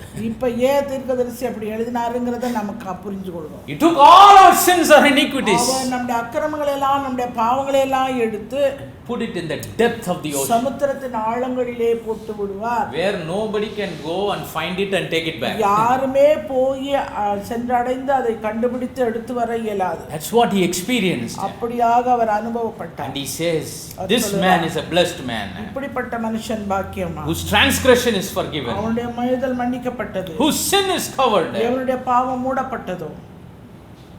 Because the Lord no more imputes the iniquity to him. அவனுடைய அக்கிரமத்தை கர்த்தர் எண்ணாது இருக்கிறாரோ. And in his spirit there is no guile. அவனுடைய ஆவியில் கபடமில்லாது இருக்கிறதோ அவன் பாக்கியவான். They are blessed, they are blessed. அவர்கள் ஆசீர்வாதமுள்ளவர்கள், அவர்கள் பாக்கியசாலி. Do you know the Lord not only forgave our sins but he also forgotten it? நம்முடைய ஆண்டவர் நம்முடைய பாவங்களை மன்னித்தது மாத்திரமல்ல அவர் மறந்தும் போய்விட்டார். He has not only forgotten it but he has cancelled it even. அது மன்னித்தது மாத்திரமல்ல அதை நீக்கியும் விட்டார். When we read that scripture in Acts 2:38, அப்போஸ்தலர் நடபடிகள் 2:38 நீங்க வாசித்து பார்க்கணும். what does it say? அது என்ன சொல்கிறது? Repent and be baptized every one of you in the name of the Lord Jesus Christ for the remission of your sins. நீங்கள் மனம் திரும்பி ஒவ்வொருவரும் பாவ மன்னிப்புக்கு என்று இயேசு கிறிஸ்துவின் நாமத்தினாலே மன்னிப்பு தான் போடுது. தமிழ் பைபிள்ல மன்னிப்பு தான் போடுது. ஆனா இங்கிலீஷ் பைபிள்ல forgiven இல்ல, remission போடுது. This word remission means, அந்த வார்த்தை remission என்பது cancel it. நீக்குகிறது. remit னா என்னது? ரத்து செய்கிறது. ரத்து பண்றது, cancel பண்றது. ரத்து பண்ணுகிறது. அது எடுத்துறது. இப்ப ஆண்டவர் இன்னைக்கு நம்மள பார்க்கறாருன்னு வெச்சுக்கோங்களேன். அவர் எப்படி தெரியுமா பாப்பாரு? ஏய் நீ அன்னைக்கு அந்த வருஷம் அந்த தேதியில அந்த வேலை பண்ணல, அந்த பாவம் பண்ண, அப்படி பார்க்கறதே இல்லை. அந்த பாவமே பண்ணாத மாதிரி நம்மளை பார்க்குறாரு. எத்தனை பேருக்கு வழங்குது? Remission means God looks at us as if we haven't done nothing wrong at all. Remission என்கிற அந்த வார்த்தையின் பதம் என்னவென்றால் ஆண்டவர் நம்மை நோக்கி பார்க்கும்போது நாம் அப்படிப்பட்ட ஒரு தவறு செய்ததாகவே அவர் நம்மை நோக்கி பார்க்கிறார். So when the scripture says be baptized every one of you for the remission of your sins, ஒவ்வொருவரும் மனம் திரும்பி பாவம் மன்னிப்பு, அதாவது பாவம் நீக்குவதற்கு, ரத்து செய்யப்படுவதற்கு, it means the Lord not only forgives us, அவர் நம்முடைய பாவங்களை மன்னித்தது மாத்திரமல்ல, not only forgets it, அதை மறந்தது மாத்திரமல்ல, but he has also cancelled it. அது மாத்திரமல்ல ரத்தும் செய்து விட்டார். He looks at our life as if we haven't done anything wrong. நம்முடைய வாழ்க்கையை அவர் நோக்கி பார்க்கும்போது நாம் எந்த ஒரு பாவம் செய்யாதவர்கள் போல அவர் நம்மை He never says, looks at us and says, oh, this year I know what you did. அவர் நம்மை பார்த்து சொல்லும்போது இந்த வருஷம் நீ இந்த தப்பு செஞ்சியா, oh okay, you are a good boy, you asked for forgiveness and I forgave you. He never thinks like that. நீ என்கிட்ட மன்னிப்பு கேட்ட, நான் உனக்கு மன்னிப்பு கொடுத்துட்டேன், அப்படி என்று நீ பண்ணதாண்டா, நீ ஜெபம் பண்ண, அழுத, மன்னிப்பு கேட்ட, நான் மன்னிச்சிட்டேன், அதை கூட நினைக்கிறது இல்ல. அப்படி செய்யாத மாதிரியே நம்மளை என்ன பண்றாரு, ட்ரீட் பண்றாரு ஆண்டவர். Praise the name of the living God. இது ஆசீர்வாதமா இல்லையா? That is why he says, blessed is he whose transgression is forgiven, whose sin is covered. அவனுடைய அக்கிரமத்தை மன்னிக்கப்பட்டதோ, அவனுடைய பாவம் மூடப்பட்டதோ அவன் பாக்கியவான். Blessed is the man unto whom the Lord imputeth not iniquity. அவனுடைய அக்கிரமத்தை கர்த்தர் எண்ணாதிருக்கிறாரோ, in whose spirit there is no guile. ஆவியில் கபடம் இல்லாதிருக்கிறதோ அவன் பாக்கியவான். ஆவியில என்ன இருக்க கூடாதா? சிலருக்கு வாயில கபடம் இருக்காது, ஆனா இருதயத்துல என்ன இருக்கும்? சிலர் கபடத்தை காட்டாம அதை அப்படியே பூட்டி வச்சிருப்பாங்க சேஃப்டி லாக்கர்ல. இது என்னைக்குன்னா அப்பப்போ உள்ள போயிடும். ஆவியில் கபடம். What is guile? Guile means deceit, evil, தீமை, பொல்லாப்பு, evil imaginations, பொல்லாப்பான ஒரு கற்பனை, cheating, all these things. எல்லாமே guileங்கிறதுல ஒரு நல்ல விஷயம் கொஞ்சம் கூட கிடையாது. If there is guile, there is not even 1% of goodness in it. இந்த கபடு என்கிற அந்த பதத்திலே 1% கூட நன்மையானவைகள் கிடையாது. But nobody can know it because it's in the inward man. இது யாருமே அறிய முடியாது, ஏனென்றால் அது உள்ளான மனுஷனில் இருக்கு. But Jesus looked at a man. ஆண்டவர் ஒரு மனுஷனை அவர் பார்க்கிறார். His name was Nathanael. அவனுடைய பெயர் Nathanael. What did he say? அவனை பார்த்து ஆண்டவர் என்ன சொன்னார்? John 1:47 it says, behold an Israelite indeed in whom is no guile. யோவான் 1:47ல பார்க்கிறோம், இதோ கபடற்ற உத்தம இஸ்ரவேலன் என்று அவன். கபடற்ற உத்தம ஆண்டவர் டெஸ்டிமனி கொடுக்குறார் பாருங்க. நம்மளை பார்த்து ஆண்டவர் கொடுக்க முடியுமா? நீ கபடற்ற உத்தம இஸ்ரவேல், உத்தம இஸ்ரவேல், so and so அப்படின்னு சொல்லுவாரா? Will God be able to give the same kind of testimony like he gave about Nathanael? நாத்தான்வேலை பற்றி சொன்னது போல சாட்சி நம்மை பற்றி ஆண்டவர் சொல்லக்கூடாதா? இந்த ஃப்ராட் கூட்டத்துல இப்படியும் ஒருத்தர் நல்லா இருந்திருக்காரு பாருங்க. In the midst of those crooked people in those days, அந்த நாட்களிலே இருந்த மாறுபாடான அந்த ஜனத்தின் மத்தியிலே there was a good man called Nathanael, in whose spirit there was no guile. கபடமில்லாத ஆவியுடைய ஒரு மனுஷனாய் அவர் இருந்தார். That's what even David sang in that confession psalm in Psalm 51. 51 சங்கீதத்திலே தாவீது பாடும்போது கூட இப்படியா எழுதியிருக்கிறார். Said in verse number 6, behold, thou desirest truth in the inward parts, and in the hidden part thou shalt make me to know wisdom. இதோ உள்ளத்தில் உண்மை இருக்க விரும்புகிறீர். உள்ளத்தில் உண்மை ஆண்டவர் பார்த்து சொல்றாரு தாவீது. David looks at the Lord and he prays this. ஆண்டவரை பார்த்து ஜெபிக்கும்போது தாவீது சொன்னார், he says, Lord, you desire truth in the inward parts. இதோ உள்ளத்தில் உண்மை இருக்க விரும்புகிறீர். Not just in the words of our mouth, நம்முடைய வாயின் வார்த்தைகளில் மாத்திரமல்ல, not just how we conduct ourselves on the outside, வெளிப்புறமாக நம்மை நடத்திக் கொள்கிற விதத்தில் மாத்திரமல்ல. David prayed and said, Lord, thou desirest truth in the inward parts. தாவீது ஆண்டவரை பார்த்து சொல்றார், அதோ உள்ளத்திலே உண்மை இருக்க விரும்புகிறீர். இதெல்லாம் நம்ம யோசிச்சிருக்கோமா? Have we prayed this prayer for ourselves? நமக்கு நாமே இப்படிப்பட்ட ஒரு ஜெபத்தை It's very important to pray this prayer if we have to be blessed. நாம் ஆசீர்வாதம் உள்ளவர்களாய் இருக்க வேண்டுமானால் இப்படிப்பட்ட ஜெபத்தை நாம் எடுக்க வேண்டும். You have to pray and say, Lord, you desire truth in my inward parts. என்னுடைய உள்ளத்திலே உண்மை இருக்க நீர் விரும்புகிறீர். In my heart, in my mind, in my imaginations. என்னுடைய இதயத்திலே, என்னுடைய சிந்தையிலே, the meditations of my heart. என்னுடைய இதயத்தின் தியானத்திலே. That's why he said, let the words of my mouth and the meditations of my heart. வார்த்தைகளும் இதயத்தின் தியானமும் The book of Proverbs says, guard your heart with all diligence, out of it are issues of life. பார்க்கிறோம், எல்லா காவலோடு உன் இருதயத்தை காத்துக்கொள், அப்பொழுது அதனிடத்தில் ஜீவ ஊற்று பிறக்கும். Why? ஏன்? Because God desires it. ஏனென்றால் தேவன் அதை விரும்புகிறார். God wants to see truth in His தேவன் people. தம்முடைய ஜனத்தின் இருதயத்திலே உண்மையை காண விரும்புகிறார். Praise the name of the living God. நாமத்துக்கே மகிமை. And He says they are blessed. அவர்கள் ஆசீர்வாதம் உள்ளவர்கள். So what is the blessing of the Lord? ஆண்டவருடைய ஆசீர்வாதம் என்ன? Who is blessed in the sight of God? தேவனுடைய பார்வையிலே ஆசீர்வாதம் பெற்றவர் யார்? I am just closing it. I have two more. But it says the one who knows Him as He is. அவர் இருக்கிறவனமாகவே அவர் யார் என்று அறிந்தவன் அது ஆசீர்வாதம் உள்ளவன். The one who fears the Lord and walks in His ways. அவருக்கு பயந்து அவருடைய வழிகளிலே நடக்கிறவன் ஆசீர்வாதம் The உள்ளவன். one whose sin is covered and no guile in his spirit. எவனுடைய பாவம் மூடப்பட்டிருக்கிறதோ, எவனுடைய ஆவியிலே கபடம் இல்லாதிருக்கிறதோ அவன் ஆசீர்வாதம் உள்ளவன். God's people must yearn for this blessing in their life. தேவனுடைய ஜனங்களாய் இருக்கிற நாம் இப்படிப்பட்டதான ஆசீர்வாதங்களுக்காக ஆண்டவரிடத்திலே God is looking for His people to long for this blessing. இந்த இப்படிப்பட்ட ஆசீர்வாதங்களை நாம் தேவனிடத்திலிருந்து பெற்றுக்கொள்ள வேண்டும் என்கிற ஒரு வாஞ்சை, ஒரு ஏக்கம் நமக்கு உண்டாயிருக்கு. This is what the Lord said, seek ye first the kingdom of God. இதைத்தான் ஆண்டவர் சொன்னார், முதலாவது தேவனுடைய ராஜ்யத்தை, அது நீதியை. When we have the desire to know Him as He is, what are we doing? We are seeking Him first. இருக்கிறவனமா அவர் யாருன்னு நாம் அறியணும்னு நினைச்சோன்னா ஆண்டவருடைய ராஜ்யத்தை நாம். When we fear the Lord and walk in His ways, what are we doing? We are seeking Him first.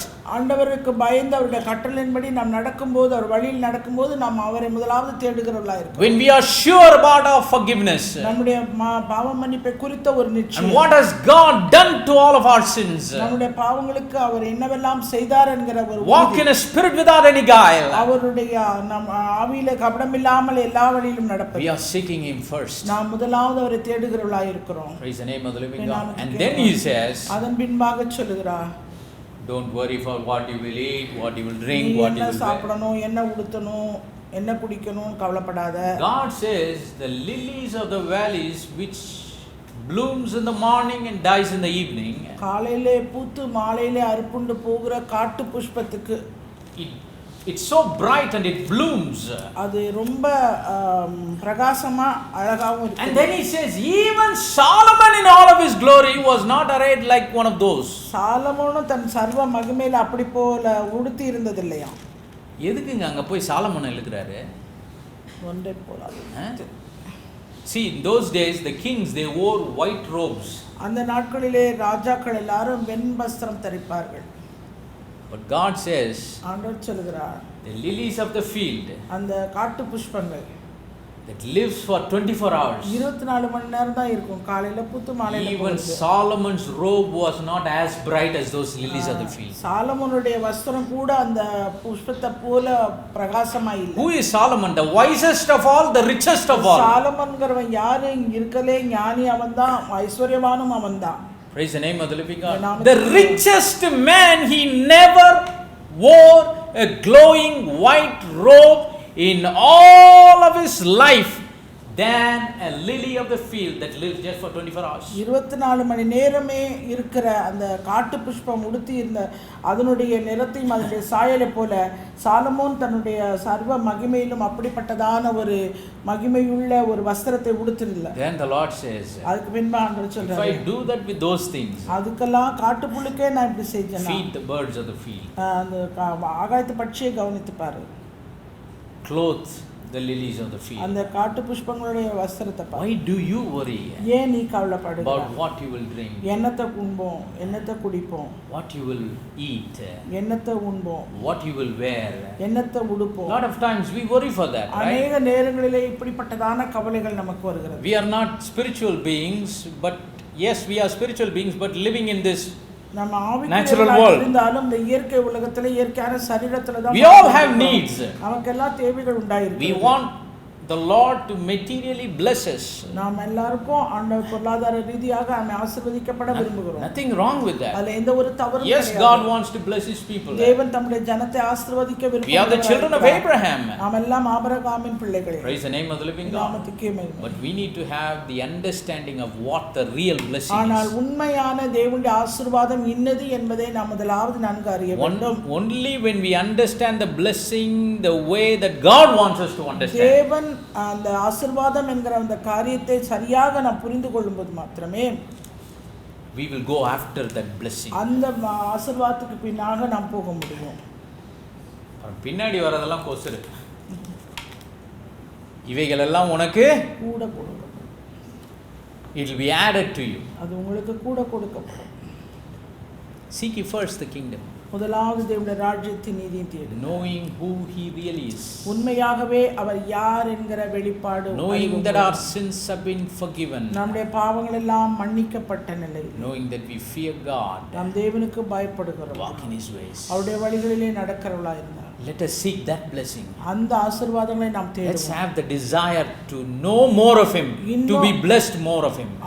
நாம் ஆசீர்வாதத்தை அதிகமாய் அடைய இன்னும் நாம் அவரை அதிகமாய் அறிவோம். Let's seek the forgiveness of God, the genuine forgiveness. தேவனுடைய உண்மையான அந்த பாவ மன்னிப்பை நாம் பெற்றுக்கொள்ள and live a guilt free life. ஒரு குற்ற உணர்வு இல்லாத ஒரு வாழ்க்கை வாழ நாம் முயற்சி செய்வோம். குற்ற உணர்வு இருந்தா ஆண்டவர் நம்மளை ஆசீர்வதிக்கவே என்ன செய்யணுமோ செஞ்சு அந்த மன்னிப்பை பெற்று எப்படி தாவீது கான்ஃபிடென்ட்டா இருந்தாரோ அது மாதிரி அந்த நிலைக்கு வரணும். You have to come to that place of the level of confidence that David was after he confessed and received his forgiveness. தாவீது தன்னுடைய பாவம் செய்து அவன் அறிக்கையிட்டு பாவ மன்னிப்பின் நிச்சயத்தை பெற்றுக்கொண்டு அவன் அறிக்கையிட்டது போல அந்த ஒரு உறுதி நிச்சயம் வருகிற வரைக்கும் நாம் ஆசீர்வாதத்தை பெற்றுக்கொள்ள இயலாது. எனவே கர்த்தருக்கு பயந்து அவர் வழிகளிலே நடப்போம். See that as a blessing. அது ஒரு ஆசீர்வாதமா பாருங்க. கர்த்தருக்கு பயந்து வாழ்றதை என்னவா பார்க்கணும்? ஆசீர்வாதம். சும்மா 500 ரூபாய் கட்ட வந்து ஆசீர்வாதம் பார்க்க கூடாது. இதெல்லாம் பின்னாடி வருது. நம்ம சமயத்தில் பைக்கில் போனால் பின்னாடி என்ன துரத்தும்? ஹலோ, பின்னாடி வர்றது அது பின்னாடியே இருக்கட்டும். அது நம்ம போகிற இடத்துல அதுதான் துரத்தணும், நம்ம அதை துரத்தக்கூடாது. That's why David says, surely goodness and mercy will follow me. நிச்சயமாக நன்மையும் கிருபையும் என்னை தொடரும். Doesn't matter what idea you have about the blessing. Let's ஆசீர்வாதம் என்கிற காரியத்தை குறித்து என்ன உங்களுக்கு நினைவு நீங்க கொண்டிருக்கீங்க எனக்கு தெரியல. Let's make sure that we are first blessed in the eyes of God. நாம் முதலாவது தேவனுடைய பார்வையிலே ஆசீர்வாதம் பெற்றவர்களாய் நாம் காணப்படட்டும். And all of these things shall be இந்த அப்பொழுது மற்ற எல்லா காரியங்களும் நமக்கு கூட கொடுக்கப்படும். Let us all stand. நாம் யாவரும் எழுந்து நிற்போம்.